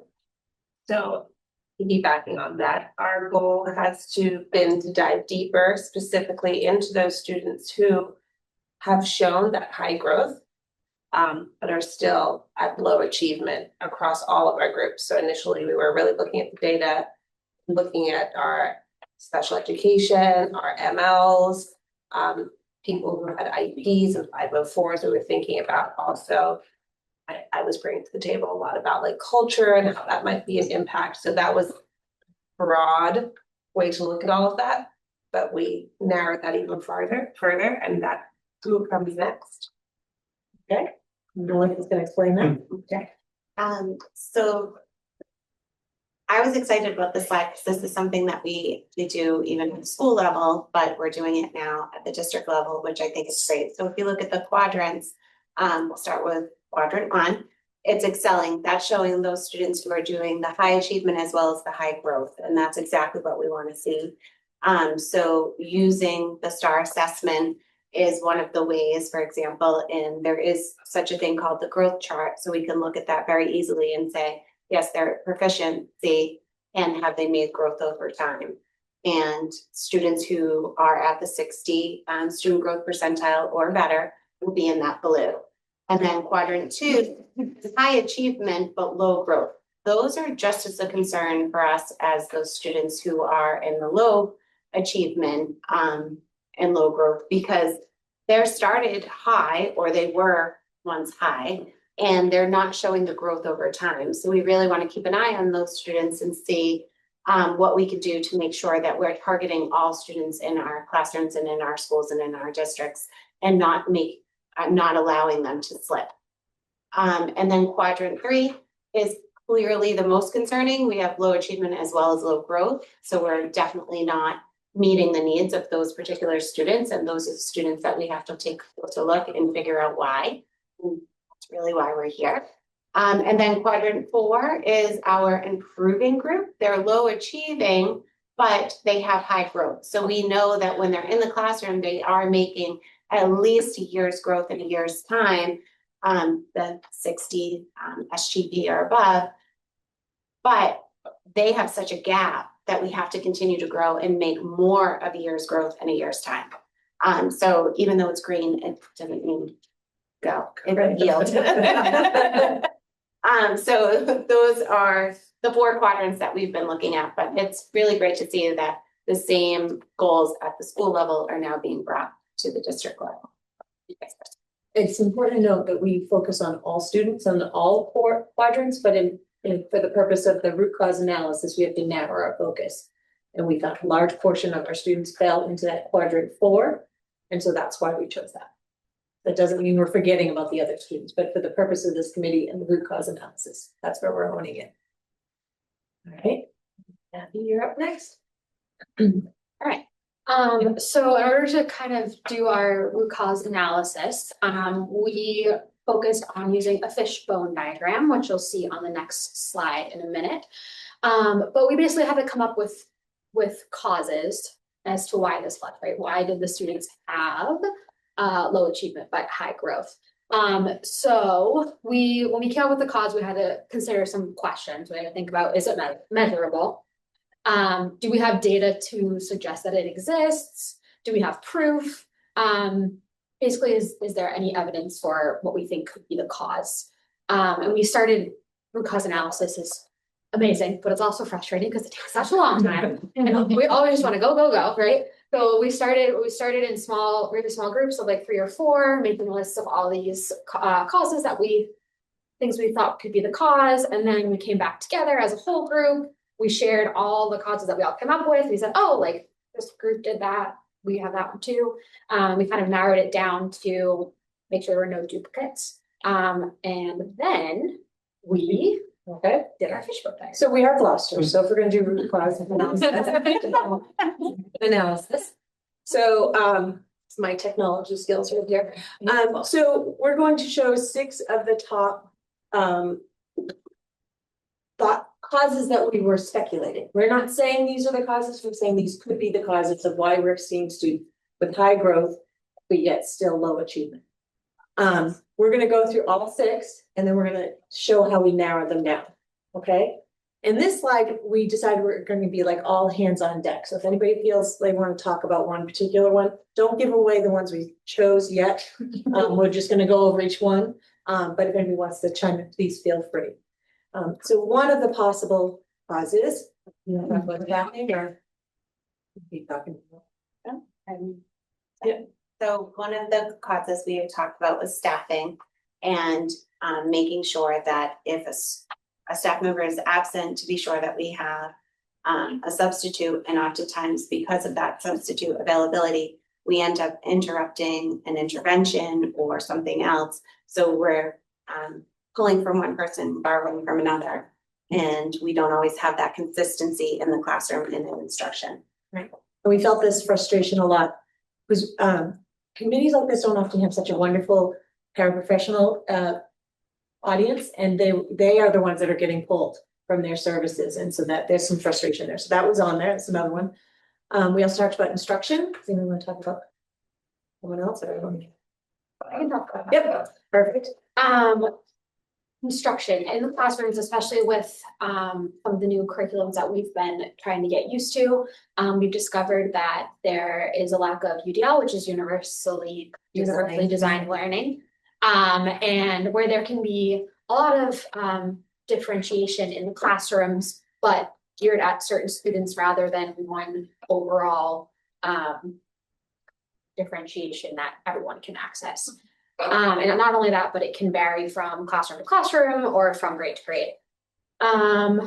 We also talked about how there was a lack of preparation for some there could be a lack of preparation on behalf of teachers, and then also reflection on lessons, like what went well, what didn't go well. There's also, we talked about how there could be a lack of consistent expectations that teachers not only put on themselves, but also from admin or people might be getting different messages. And then we also talked about the last part of instruction was how students who get interventions might be getting an intervention in first grade, but if they continue to get intervention in second grade, it might be a different intervention and it's not consistent going up, which can cause a little bit of a change in scores. So that was the student shoes aspect and how it's important to keep consistency. And that also we have our day, this could be different, like within the same year. Yes. And we have we call them our very popular students who may receive multiple services. So making sure that every time they spend outside the classroom, there's a connection and consistency that's happening inside the classroom. So it's not learning Greek and Spanish and English, at separate parts of the day. So we have to all work together to make that happen and communicate very effectively. And in the chaos of the day, sometimes that can get lost in translation. Another wonder is we looked at culture. And I can pick that one up. thank you. We spoke about culture, it's broad, but it involves not only the student population themselves and the culture they bring, their families, also within the school, amongst staff. Some of the considerations were, as we spoke about in the last presentation, the issue of attendance, perhaps absenteeism, chronic or otherwise, missing classroom instruction time, classroom management styles across classrooms, grades, schools, and the consistency or inconsistency amongst the accountability of staff with those styles of classroom management and behavioral expectations, which goes into clarity of those expectations amongst students and common purpose and goals. So those things might be presenting challenges that we see reflected in our key question there. Thank you. And another possibility is funding and resources. And I think Rachel's going to talk about this. Right, I'd love to talk about this.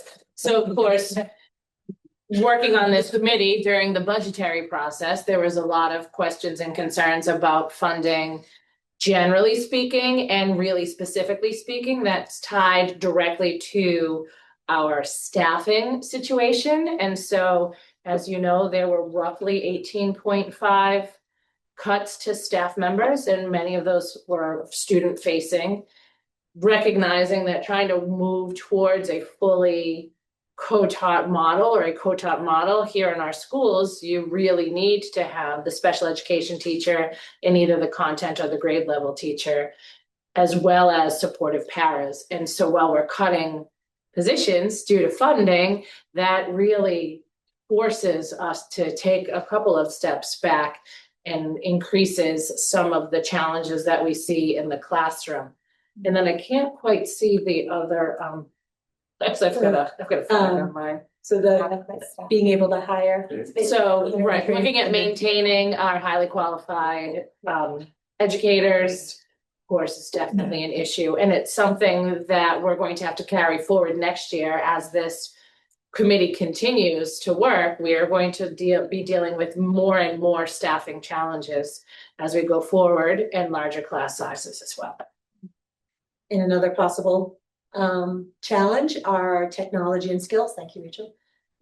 Sandy, you want to talk about this? Well, social media, of course, I mean, I think people are very aware of this, just how much time and sort of mind space social media takes with kids. There's research showing that students are reading a lot less because they're just reading the little things on social media. It just importance of social media on our students. How much can we impact when that is also having influence?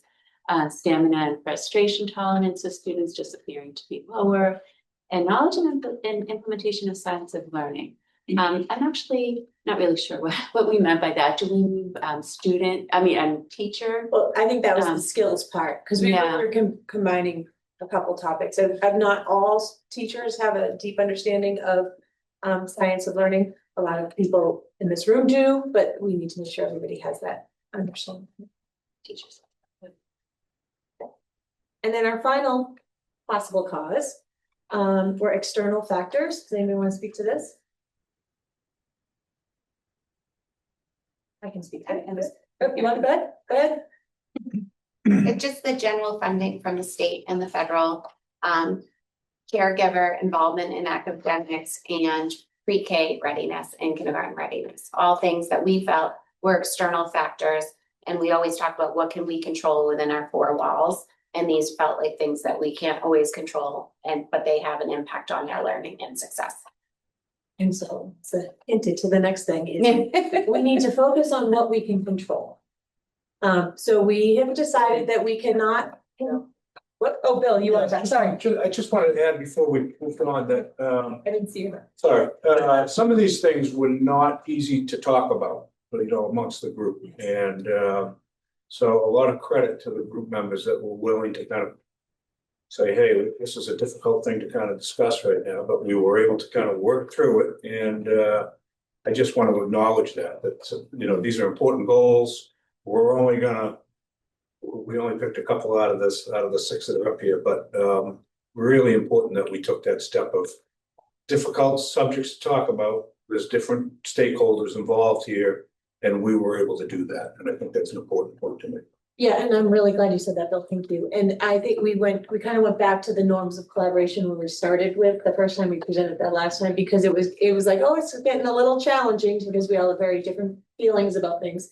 And we just remind ourselves that this is a safe space where we're talking about things and you're going to work it out. And we're just exploring what's root cause analysis, exploring possibilities. So I do appreciate the bravery of everybody in the room, the ability to put ideas on the table, one of the norms of collaboration, and then take it off if it doesn't work, and to hear other perspectives. I think it was positive. Thank you. So then we focus on what is within our control, and we don't necessarily have control of the external factors, kind of by title, but there you go. I would love to have control of social media and all of that. We cannot control that within our four walls, as Melissa said, or within our school system. I would love to help funding sources, but whether what's coming from the state or government or city or whatever it is not necessarily within this committee's control. So we put that aside for now. Staffing is also not necessarily within our control. Lack of substitutes or all of that is not necessarily in our control. We can do things to try to remedy it, but that's not going to be the work of this committee.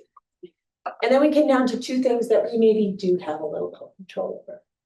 And that is instruction and culture within our schools and in our classrooms. So that's what we chose to focus on. Oh, I was like, decide. Oh, yeah. And Andrew, you get to pick. So we spent a lot of time on that. Then do we pick one? Do we focus on both? We had a long conversation about that. And from that, we moved on to, we have to make a hypothesis from this. So we you'll see we blended the 2 when we get to that. All right, so Sandy's going to talk about how we did that. Well, Bill and Amy, you pretty much already said it. We talked. And this is when things did get kind of dicey. And like you said, we did go back to the norms of collaboration and, assume positive respect and listen. And not to say, I think having a diverse group was key, because, you know, we talk in our silos, we talk to each other that have the same opinion, but we actually heard from somebody, oh, okay, from your perspective, from that experience, from that role, that's that's your reality. So I thought that was very good and very important if we want to get somewhere. Absolutely. All right, so Kim's gonna talk to us, remind us of what our challenge is, and then talk about our hypotheses. So our identified problem, go ahead, Kim. Okay, think back to sort of the difficult conversations, and I do want to say there is an incredibly special energy in this group. I imagine you can sense it. One thing we wanted to talk about was the importance of students being in front of a quality educator consistently, and that's the best indicator for success. Primary challenges are inconsistent tier 1 instruction. We don't always talk about tier 1, and it's time to talk about tier 1. And targeted interventions due to the need for clear expectations, common goals, and shared accountability surrounding the delivery of instruction and culture. The need for more universal design for learning, preparation, reflection, and the low and inconsistent attendance that we talk about. One of the things I've got to say about this group, it's very possible to celebrate the greatness that is the Gloucester Public Schools and all this bursting potential, while still saying we need to do more.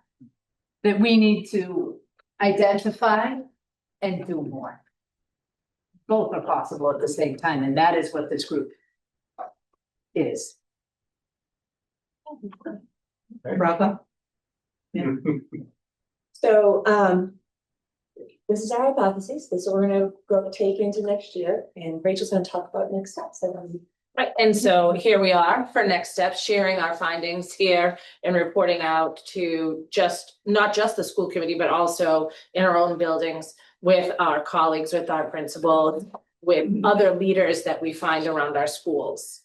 And so as we continue forward with our hypothesis and the work that we have cut out for us, of course, we're going to focus obviously on deepening student learning and improving student achievement. We're going to start with these small steps and really keep paying attention to the data to see where that leads us, recognizing that education is often a fluid state where we are consistently going back, remediating our curriculum, refining what we've done, finding better ways to move forward. And so we'll continue to do that, and we'll continue to work together next year, hopeful that many of the same faces can still stay as part of the committee, but also welcoming community members or others who are interested in joining us in this important work. Are there any questions? Yes, I'm going to say, so this group is amazing, the energy is amazing. I am noticing would be nice to have a couple more middle school educators on this group, given that there are over 600 students that are impacted at the middle school level as well, and having that input and that contribution and value added to your discussions would be, and I'm recommending to think of community members that I may try to get to be part of it, because I just think having that perspective of supporting our schools, but also trying to help our schools would be a really fulfilling thing for, a couple people if they could dedicate their time. Absolutely, we would welcome community members. So we posted internally for staff members to join. Haven't got emails from all of you yet. I'm expecting. You're on. But we also have some new faces that will be joining us next year. I know already from staff. But we always welcome more, and we would very much like community members to join as well. But part of the uniqueness of the group is the diversity, as you can tell, the coming together to be able to stand here as administration, as teachers, as union representatives, as school committee, and all say that we are going to march in the same direction is really powerful, I think. And that's the intention of the group. I don't think we're gonna solve anything. The goal is that we make some recommendations to then for the broader district to work on and maybe the broader community to work on. Yeah, the more diverse the group it is, it will continue to have some difficult conversations. But I think we can do that with this group and move forward. I just want to say, I really appreciate that you guys are doing this and having these difficult conversations, like, that's really hard. And tier one, I mean, I feel like it, getting like right to the core, I mean, you know better than I do, but getting to the core of the instruction, I mean, it just feels so important to have this diverse group of really skilled educators and, an administrator, everybody, to get at that, at the core of our instruction. It just feels, as a parent, just feels really, really important. I'm thankful to all of you. Also, when you talk about little or small steps, that doesn't mean they're not important. They're wicked important because they're doable. And if you do a lot of steps that are doable, that adds up to a big step. And then once you get a big step, it's easier to get the next big step. So it's a really good process you've got going here. Thank you. I just have. Sure, you're on the committee too. That's true. We didn't put a slide. Because I. Didn't get No, it's because I bailed out of the last meeting, whatever. Because anyway, I can be the community member, but I don't think you want that. About 5 years ago, community member, it might have been you, Laura, might have been Melissa, I can't remember now. Okay, but someone asked me very pointed questions. How long is this gonna take for us to really improve our academic, and our learning in the Gloucester schools? I said at that moment, it's actually 6 or 7 years, for honesty, because at that point, we were starting middle curriculum reviews, especially at middle school. The high school had been working on a few things, and we're trying to elevate their work. The middle school has been a challenge for many years, but we talked about the curriculum there as well. And this is when we were just starting with wit and wisdom. Okay, this is before we gotten done the work led by Amy and the middle school teachers around the curriculum. I said 6 or 7 years. That was 5 years ago. We're still on that same time frame. You are starting to see some of the academic achievement just as its own is not good enough. Okay, the belonging, the support of our students in many levels has gotten much better. The collaboration and the professional sort of culture at middle school and is getting better. It's been strong at elementary schools for years, but this group is a part of that. You're seeing some improvement in terms of scores, work to be done, but it will continue to take all of us to keep pushing. And that means school committee, that means leaders like this, that means the collaboration among our staff, that means community members who are here or may not be here. But there's work to be done, and I really deeply believe that all of us are on the right path. But we can't let go of it. This group's really going to help that. So I'm glad for this group's leadership and an ongoing push. So we're not there yet, but I think we're heading very much in the right direction. I think big deal. Okay, so thank you. Oh, Bill. Oh, you had a lot of child. seeing you over there. Say, now you go on. Like Bill. Two things, generally here for the cookies, so cookies tonight. And second, I want to just acknowledge one member that's not with us tonight, who's been an all-star, and that is Amy Natola, who's been here for every meeting and really been a contributor, so appreciate the work that she's put. Yes. Right, well, thank you so much. Thank you.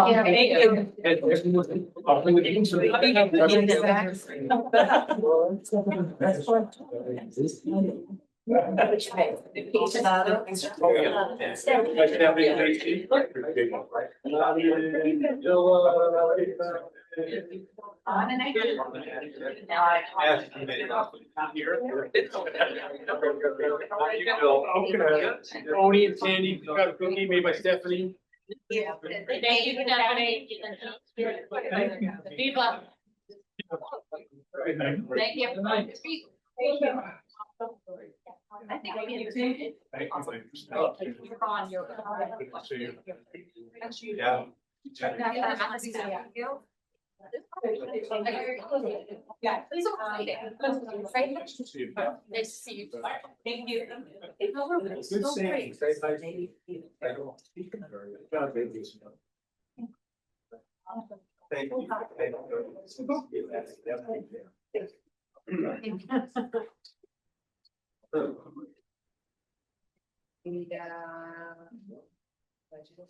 We good? The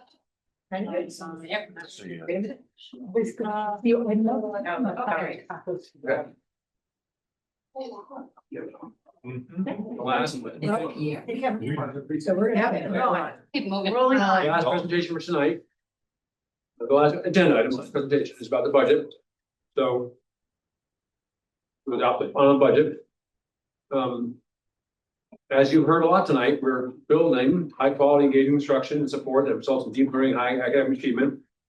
For the district goals, a lot tonight and recent moves. Expectations for high quality work, government support for staff. Implement those expectations. The accountability for practice that is a big part of it. If you're talking about, if this group that we just heard from is talking about instruction and school culture, it's all about that. What's our expectation for school culture, good school outcomes, what our expectations for high quality planning, lesson planning and instruction. Putting clear, helpful systems, procedures, and resources. That all takes our budget. These are our priorities and our overall strategic academic goals. Our long-term plan has been updated. It is in the new finalized budget. It's not finalized until you vote for it, but the budget that's in front of you is on our website and available to everybody. Just going through some of the changes that have been that are now official because of the city council vote. The mayor and city councilors work together to increase funding to our operating budget by $300,000. Very appreciated. A lot of work on their part. City is also covering the cost of the one-time paraprofessional payment we've been talking about. That means that we've had to close a budget gap of 1.05 million. At one point, that was we were worried going to be upwards of 1.5 million. I think I had that right. 1.35 million. Sorry. So that's been progress, and we'll wrap that up with that means because we've been able to, because of the increased funding that the mayor and city council work together on. We're reducing fewer positions. This is the update overview of our personnel expense and ordinary expenses. So just some minor adjustments since you last saw. $300,000. That is the city council approved budget. Sorry, it says mayor proposed, it's actually city council approved budget. The annual increase is $1.55 million. That's about a 2.86% increase from last year. And then this is the accounts by department. Again, modified slightly to account to get to the new proposed budget, which is $55,778,897. You can see there the 2.86% increase overall.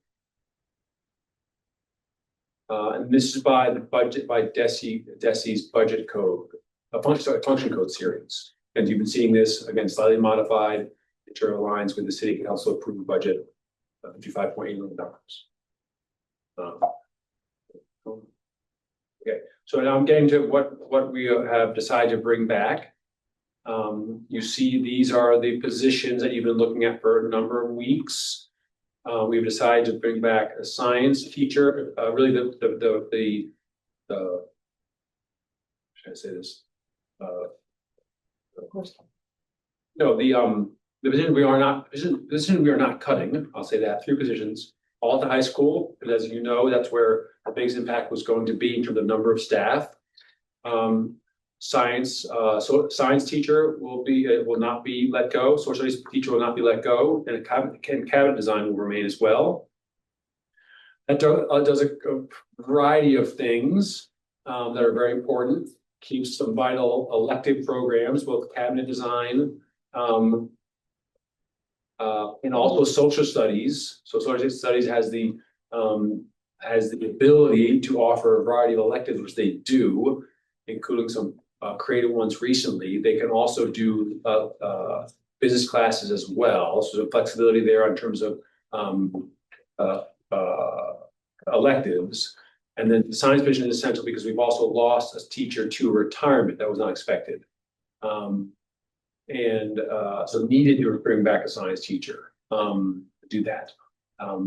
We have, this also allows us, as we go forward, to maintain DECA. And possibly the same teacher who's been teaching DECA this year, not sure about that yet. That's all, we're hoping to do that. And so we're minimizing the impact on some key core academic subjects like science and social studies, but also electives across the board. You heard some concerns about AP courses tonight. Amy can add more to this, but essentially one of the pieces of that is that's primarily scheduling issues, which we actually face every year. You don't hear about them every year, where certain, individual students have a conflict in terms of scheduling because the courses they want. It could be art courses, it could, and other elective courses, it could be a science course and a history course. But we have, oftentimes students don't, actually every single year, every single semester, students don't get all the courses that they choose because there are, scheduled opposite each other, especially when you're getting upper level courses that, have one section of each. Okay, and that's happens in a school our size, also a school that is as diverse in terms of the range of students. We don't have 75. I'm making numbers up here. We don't have 3 or 4 sections of an advanced AP class because we don't have that size or the number of students taking those. So it's harder to. It's more likely that you'll have fewer options in terms of scheduling. So there are always conflicts. So there are 2 different things happening. One, conflict in schedules, those happen every year, and happening this year again. And then also we are losing a science teacher, and don't yet at this point have a science teacher qualified to teach those courses that we're losing. Okay, one teacher was teaching specific advanced science courses and coding classes, and it's very hard specialty to find. Doesn't mean we won't have in the future, but that sort of sudden and unanticipated retirement has caught it is the result of it. Will, is there, I'm sorry, I should raise my hand, I keep this. Go ahead. It does seem to me like, can't we look at the schedule though and see what options there may be? I really was disheartening to hear tonight that we were, a parent is able to look at SNHU. Like that does not seem okay to me that we're asking families to pay for a class that should be provided during the school day. I just feel like we have a little bit of time between now and the first day of school, and are we not able to provide some options for kids that are high achievers that want them? Because I feel like we do a lot for kids that struggle and need a lot of support. And appropriately, we are doing everything we can. I think we need to be doing the same thing for the kids that are taking the AP classes. I have to agree with Andrea, and I know this child personally, he's my nephew. And you're talking about him not having the GPA that he should be able to get. And we're kind of taking that away from him, and we may be taking away, his second or third place in his class. I mean, he's up there. It just seems like these 2 classes kind of would be something that would go together, so it's strange for both the same spot. So like it almost sounds like it's a mistake and maybe could be looked at. Yeah, there's often classes just to have it scheduled in the day that do overlap. There is another alternative. There's an AP US government class that is not in that same block. That would be an alternative. It is not the same as the comparative government. It's a different class. But there is an option for something else other than the SNHU was one of the options as well. the only option offers. It wasn't the only option. Right, so it is unfortunate, I mean, I know Laura. Also, What if that was an option that was given to her, she was just. I'm not, I don't know the I actually do know the individual student, I don't know the individual situation. Mhm. I'd have to look closer at it, but I know there are options. Doesn't mean that that's perfect. And it doesn't mean that all the options work for each student, so it might not have worked for him, I'm not sure. It's something that I know that the guidance department looks at very closely every year. I think they'll continue to look at And it. they will, We do a lot for all of our students, our advanced ones, as well as ones who struggle across the board. And I just resist that this is a either or, okay? In any schedule, there are always choices, always difficult. You can't provide everything that everybody wants. And again, this is not something that's new. We're always scheduling conflicts. I understand it's not great to hear about it, but I can also assure you that they work to try to meet every child's, requests. But every year, kids fill out, more, they write down or submit more classes they want to take because there are all these conflicts. You can't solve them all. But we'll work on it. So, is there an option? I know somebody related to me came to school here quite a while ago for high school, kind of suddenly, who did an AP class independent study. I'm not quite sure what the supervision was, but is that something to explore? Because I do think a lot of self-motivated kids might want that and be able to just somehow find the guidance to do a class like that. I certainly couldn't get through it, but maybe somebody else. And they've done that in the past, and I think that's, yes, another option to look at. And this child would happen. I have a question not about this, about the classes. I have a question about the slide you had up. I'm sorry, Doug. Oh, sorry, yeah. Okay. Just on the questions of here, so we've had a lot of input from Vanessa. Was is her position one of the ones that? It'll be reduced. And that's, again, a couple of things. One, we have we have 3 right now, bilingual community liaisons. We'll keep 2. Okay. We're working to, sort of recalibrate their positions and what they do. And then another piece is, we also have a stronger department and program leader. And one thing we've been able to do is have better support of students across a broader number of people. Okay, so again, I'm not trying to say this is all fine. I'm just asking about that position. Her position. So her position was lost. Yeah. And then the other thing is, I know. So I'm seeing the O'Malley positions, and I know others have gotten pink slips that are not on this list. I know of one other. Well, remember, there's bumping and that sort of stuff. So there's some folks who, I mean, there are reasons people, so let me just say, so you may have a teacher who's not professional status, who's enrolled in this, okay, and then someone placed in their position. Okay. Right. But you also may have people who leave for other reasons. But it's still a reduction if someone is told, I mean, if it's not a choice. No, it's not, no, there's letting someone go. Right. And there's elimination of position. Okay, and. Okay, so for example, the 2-person house in 8th grade, right? If I don't want to speak specifically about anybody, but if any one of those teachers had professional status and could teach a different grade level, they could be moved to a different grade level, and a person without professional status would be.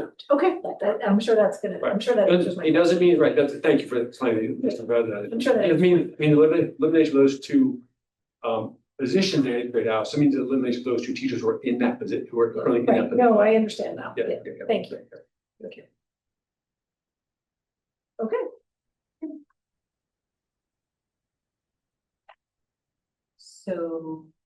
A motion, when you're ready to make a motion, it would be on this dollar amount here. Yeah, I just. Yeah. Yeah, but I'll make a motion. that we approve the fiscal year 2027 budget in the amount of am I looking at 26 instead of 27? So typo. It's typo on the top. 55,778,897. And I so. Second. Okay, discussion. Anybody have anything to say? I think I do. You know, it's just sad, you know, for me, it's just sad, like, here we are trying to like move forward at O'Malley, trying to move forward in all these places, and it's. You know, it's like trying to move forward with your hands tied behind your back. I understand it's a fiscal reality, but our schools aren't improving at the rate I want them to as a parent and as a school committee member. And part of that are the resources. And so this is our budget for this year, and we understand that, and I still really wish we'd had at least a level service funded budget.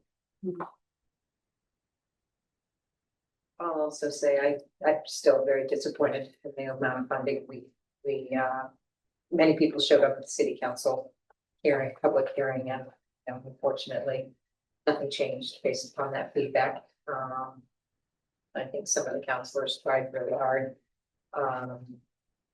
But still, difficult decisions are being made within our schools, and this is, what, third time in 3 years that we're making very significant cuts. It's just way too deep. I hope somehow we advocate at the state level, we advocate better with city councilors, of the administration will come up with a different number next year. And I will not lose hope on that, because I don't lose hope on our kids, and I know our teachers will do everything they can to make it work. But sometimes it's just really hard when you don't have the things you need, colleagues you need, expertise you need to be able to provide everything you want to provide for our kids. I too, like my colleagues, disappointed. I think the one thing that I took away from the whole process this year is that we're past the point of just putting a number out there for anything, whether it's on the city side or the school side, and just saying that's good, and that's the number. Like, that's the number. Okay, well, somebody better be doing some research to make sure that that number is correct, because my guess is there's some money out there that could have been had or could have been, potentially saved across the board. And for the schools to take a hit the third time in a row is disheartening, to say the least. And I understand that we have challenges, but we need to collaborate more with the administration and the city council to really avoid probably what we went through this year. Be a little bit more cognizant of that. So. Okay. So. All in favor? Oh, roll call vote, please. You would have reminded me. Briegos, Yes. Mayor Lundberg, Yes. Ms. Dingle, Yes. Chair Clancy, Yes. Ms. Lisa, yes, Mr. Miller. Yes. That concludes the top budget.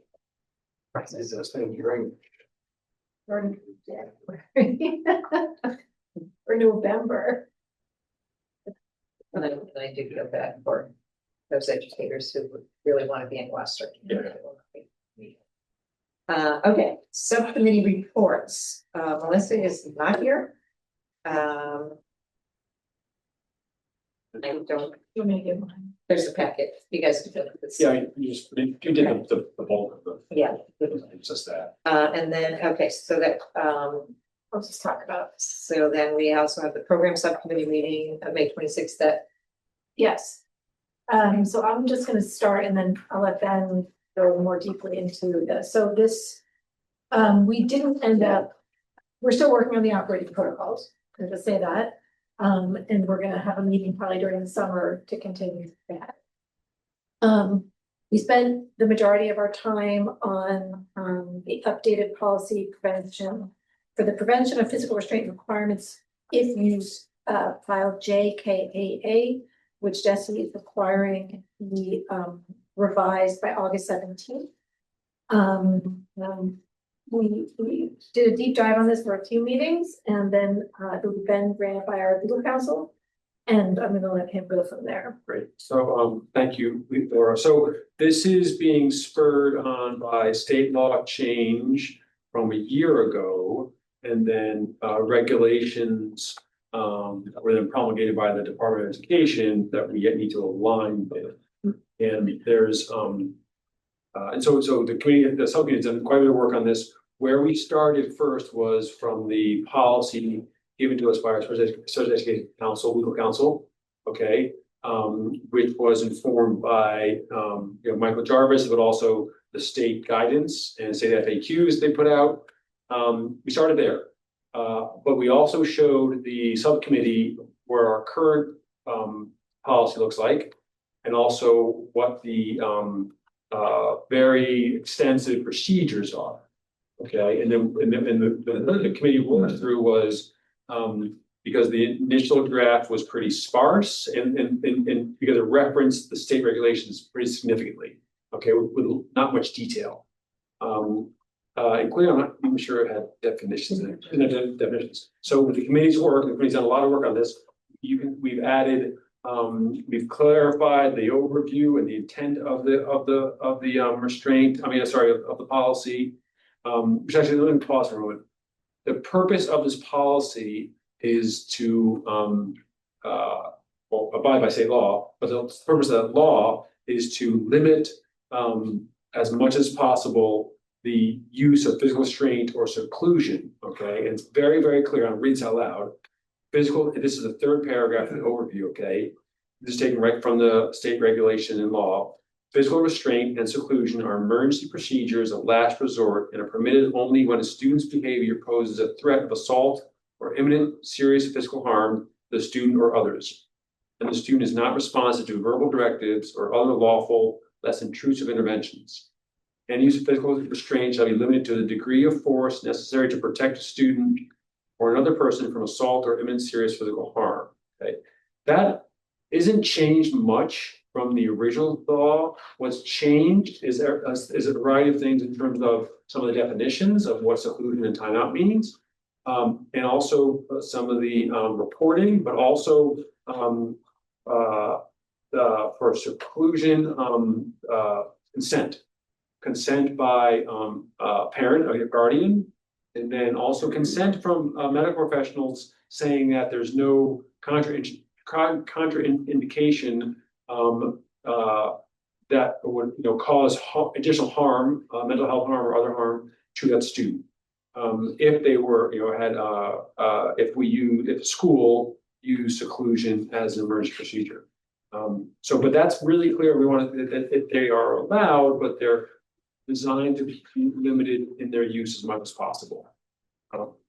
Pause there. If you have any questions about that, then I'll go through the policy more. Okay. So then the committees wanted to have more definitions in there, so people reading through it will understand all the language because there's very specific definitions in statute.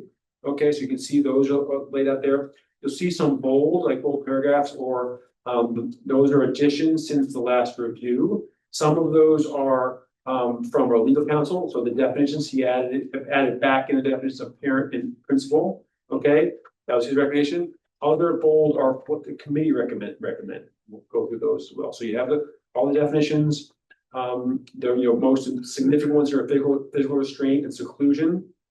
And then we move into development procedures.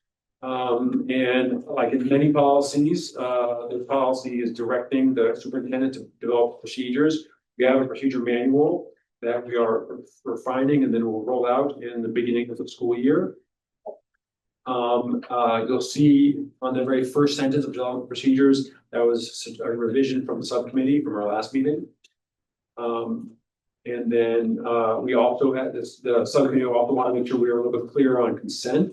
And so we are both in that bullet, that's the third bullet that's highlighted, or bullet, sorry. And then also, sort of a combination of feedback was, if you go to page 4, the prohibitions. Okay, remember this is about preventing the use of physical restraint and seclusion. Okay, so that's why prohibitions are so significant. We added in almost all of the prohibitions around seclusion. So you see B through H. Can I go under the B through H are or were added in, and included in that. If you look at prohibitions for seclusion, you go down to D, to 2D and 2E. That's where it talks about the consent from a physician or mental health professional. It's not only listed as consent, but they have to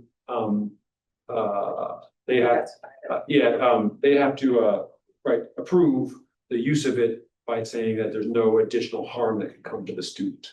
And that's for a physician or a mental health professional. And that was and then the F is also the director. So there also I'm just going to go one step back to the development procedures. The procedures are very significant. Again, we have a full draft of that. It's dozens of pages, but it does talk about everything from training to reporting, to documenting, and also informing, like the principal, for example, if about restraints or seclusion that are happening for a certain amount of time. So they're very specific and very detailed procedures that the statutes, that the regulations lay out, and that's all of them that we've got to create procedures about. But let me stop there and see if there are questions or clarification. It's a quick question, because that just occurred to me as reading this. From a practical standpoint, these policies are really only used in the elementary school, right? No use of these in the middle school or high school. I won't say that they're never used. I don't like talk about. Yeah, they're applicable to every school. Are they used though in the high school or the middle school? Yeah, so in the way of seclusion, potentially, yeah, right. There could also be with restraint. So yeah, that could happen. I think it's rare. But it can happen, and there are fights that happen at middle school, high school, and an intervention is required, and we should be following the training for that, following the guidelines. Yeah. What I wanted to add was one of the conversations we had was about the practicality of some of this, like if you know, what it means to get consent for seclusion when, in that moment, it's an emergency by definition, right? So, as we, you can't get consent, in the moment of imminent harm. So what we had talked about, and Mike, you weren't there, was that this, that we, for situations that are imminent harm, you have to use whatever you have to use, and that's spelled out here. But for students with whom this is potentially an issue, some of these contraindications are things that we would have looked into ahead of time, right? So this was one of our things of like how it's an emergency, you can't get consent. So it's sort of this balance, which was, took some talking about. So because you're both immediate harm, right? You have to stop someone, the child or staff or whoever, or another child from being immediately harmed. And also you can't do something that's contraindicated. Yeah, so that's when you get into the patterns, right? Right. So when you get into a pattern, there are steps that we need to take on a multitude of levels, not just check boxes and let's get permission to seclude and or restrict, like a particular secluded child, but it's also using the training at hand and making a judgment call, right? And so the policy helps guide all that. And really, this is a bigger picture. What drove all this, they found a gap between what's happening, what happened with IDEA 04, and the elements there were in contradiction to some of the practices on a regulatory level at the state level. So this is a correction of that, an attempt at that, right? That's what's driving all this. But this is going to be a 3-year window where the state looks at this and eradicates seclusion completely. Right. This has been reviewed by legal counsel? Yeah. Yeah. Okay. Yeah, so just to say that's why. It does, there are some contradictions here. Yeah, there are. Let's look at 2A and 2B on prohibition for seclusion. Yeah. In emergency situations as a last resort, but at the same time, it's almost like students documented history of causing serious self-injury or injuries. So, which point is it emergency or they have to have a documented history? Those are, that to me, that's a lot of complexities here, okay? That's one of them because how many times does it take for a student to have documented history before you're actually going to use something that you need to use in emergency? Okay. Right, I mean, we came across that over and over in this. But I think there's a difference, at least from my reading, of physical restraint from seclusion. Yeah. Right. Yes. Because imminent harm. Yeah. Emergency. Physical restraint. I can see the difference between seclusion and restraint in that setting. An unanticipated consequence to this change and with the limit on seclusion, and this is not criticism, I anticipate this, is that we're gonna see an uptick statewide, in restraints. Right. Yes. That's what I think we'll see. So I wouldn't be surprised if there's some shifting that happens here with this, but I think it's important for us to have a solid policy moving forward and then the training. Right. And right. And staffing implications. That's big stuff. Yeah. And the other thing that's really I want to make clear and clear in the policy, clear in the state law and regulations is that but it's not clear among some folks in the general public. Okay. When they hear about these practices, they think it's punishment. Okay, we're secluding kids as a child as punishment. That is not what happens. That's not the intent of this. It's not it's about safety and making sure students safe either from their own self-injurious behavior or other students are safe from harmful behavior. So I just really, and it says that clearly here. And we will often remind folks that that's because also in the press, folks like to put that forward, and it's not. It's used as a safety mechanism, and only used as these emergency procedures used as last resort. Very important part. Just a formatting thing then. Thank you. Yeah. Under read prohibitions, if you notice, we've got, you start all of these sentences with small letters, and then for the bolds, you have them in capital letters. On prohibitions? Under prohibitions, then if you look at all the. Oh, we all. No, see, I see. Under seclusion. Under seclusion. You said that. Let me go down. Capital letters. Yeah, sorry. Oh, okay. I thought you meant like the ABC or capital. No. Just. Which Which do we prefer? capital?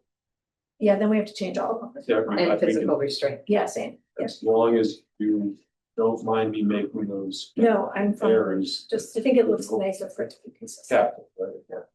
Yeah, it's on the bottom. For this term does not. And the top too. All the bullet points. All the bullets need to have a capital letter. Yeah. Okay, excellent. Thank you. My last typo, not typos, my last moment for you. That's always helpful, always helpful. Suited And for I'm you. always bummed that we didn't catch them, but that's okay. That's why you have us. Okay, all right, so do we need we don't need a second, because it's a provision. I move that we accept the prevention of physical restraint and requirements of use policy filed JAAA as revised, presented here tonight. Second. Approved, not accept. Oh, approved. We approved. I say approved. Okay. Okay. Any discussion? Thank you for your work. Thank you. It's a lot of work. Okay, good. If all in favor, say aye. Aye. Right. So we vote on the No. memorandums of agreement quite yet tonight, so we may call a special meeting to do so. We gotta wait for them to vote. Okay. Yep. Yep. So we can do a Zoom meeting, and I'll poll when people are available for that, so we can make sure that is approved. Okay, next, so we're, the rest of action, the one, we have the consideration of a letter in support of retirement plus legislation. Andrea drafted a. Yeah, so I drafted a letter and apologies, I just, you know how you send an email and you realize you spelled like 800 things wrong right after you hit send and you would look at it 15 times, that's what happened with this letter. So the second paragraph of this letter, the sentence that begins with "at a time," I would love to remove that entire last sentence there, because later on, I'm saying pretty much the same thing in the third paragraph.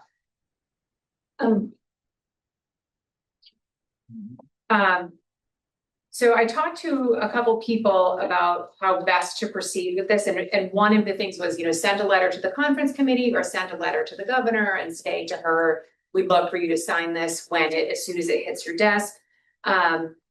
So I think really the important thing is to get this legislation done. We had talked last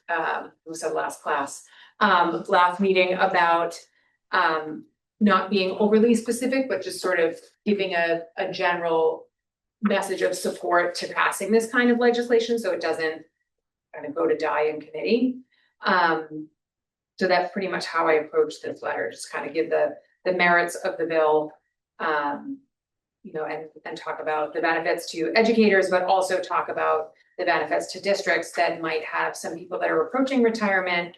And without this bill, will be at the top of their salary schedule for many more years, as opposed to being able to retire a little bit sooner and save the district some money so that they can hire folks that are less expensive. So I don't understand what this bill is. So in 2001, a number of teachers were, for lack of a better term, locked out of retirement plus. So I contribute 11%, right? These people have been stuck at 9% and have not been able to get back into the system. So what this legislation does, it allows them a one-time buyback option to get that additional funding. So you need toward their retirement. You need a certain percentage. Like, I'm not a teacher, so I don't know what that means. Like, well, when your retirement is calculated on your, what is it, your highest 3 years. 3 years. Right. But it takes the years of service and your age. Right. It's like, it's a chart. Right. You kind of go down. And if you are typical retirement, the chart goes fast in whatever way. But if you're retirement plus, you advance you get to 80%, which is the most you can get faster. So it encourages faster because you're contributing more. You're contributing more. Yeah. Exactly. The opportunity. Yes. Right. Yes. And so why aren't people getting that? There was a point in time where they blocked Why? teachers from doing it.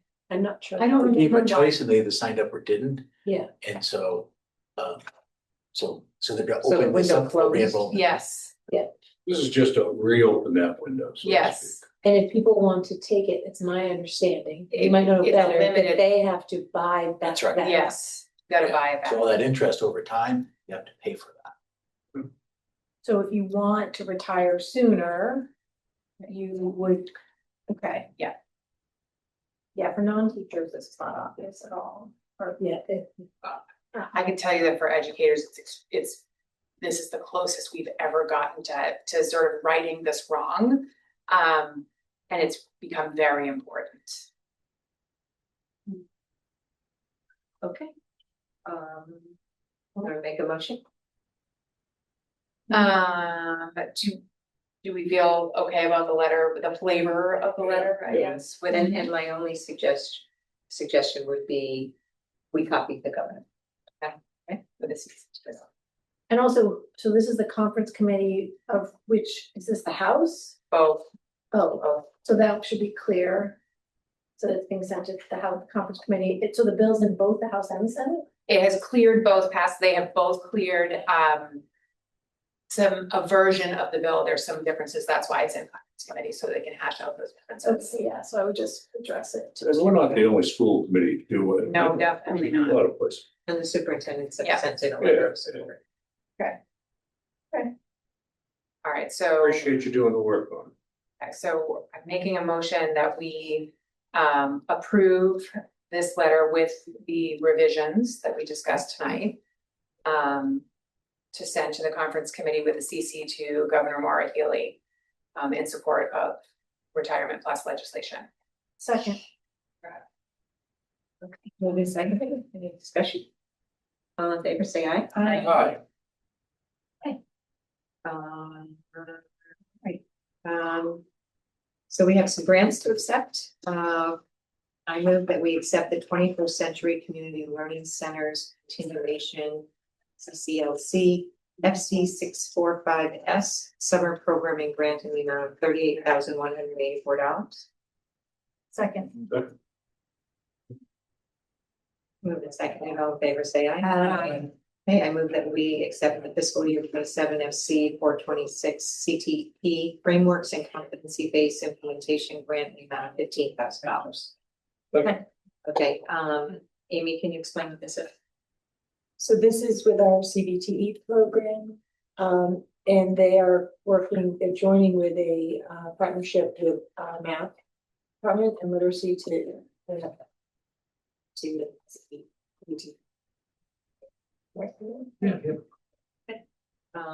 the discussion, all in favor, say aye. Aye.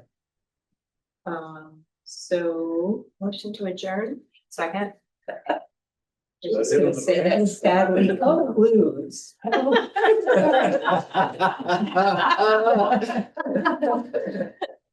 A very important meeting, informative meeting, and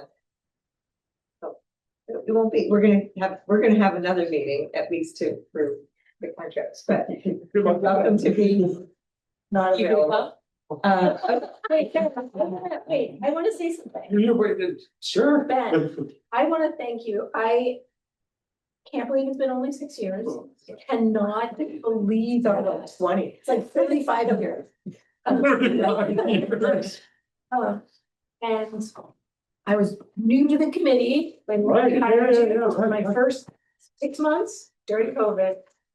And I just want to thank you for your leadership and really, as I wrote, for your kindness through it all, because it's been a rough road in many ways, and I just feel like you've always acted with integrity and kindness, and it's not easy. So thank you. I have got no words. I am freaking out this whole meeting. And I just really coming to do just the reality here. But it has been a lot of work, a lot of great people. I do have a thank you note to all of you for just the golf bag, great looking golf bag. So not able to pick out a great looking golf bag, and then a great looking golf shirt. And but just so that those are two small things I appreciate a lot. They'll get a lot of use. Must be on that, but two things. One, just really do appreciate all of your interest in learning and your commitment to the district. And I could not have asked for better school committees. And I know that's one of the things I've just been so lucky for. So, but this has been work of a lifetime. And the good news for me is that my wife and I call Gloucester home. And so I hope and trust I'll be seeing you all around. That would be a great pleasure. Thank you. Thank you. Can I make your motion? It's been a motion, it's been seconded, all in favor, say aye. Aye. Thanks, Stephanie.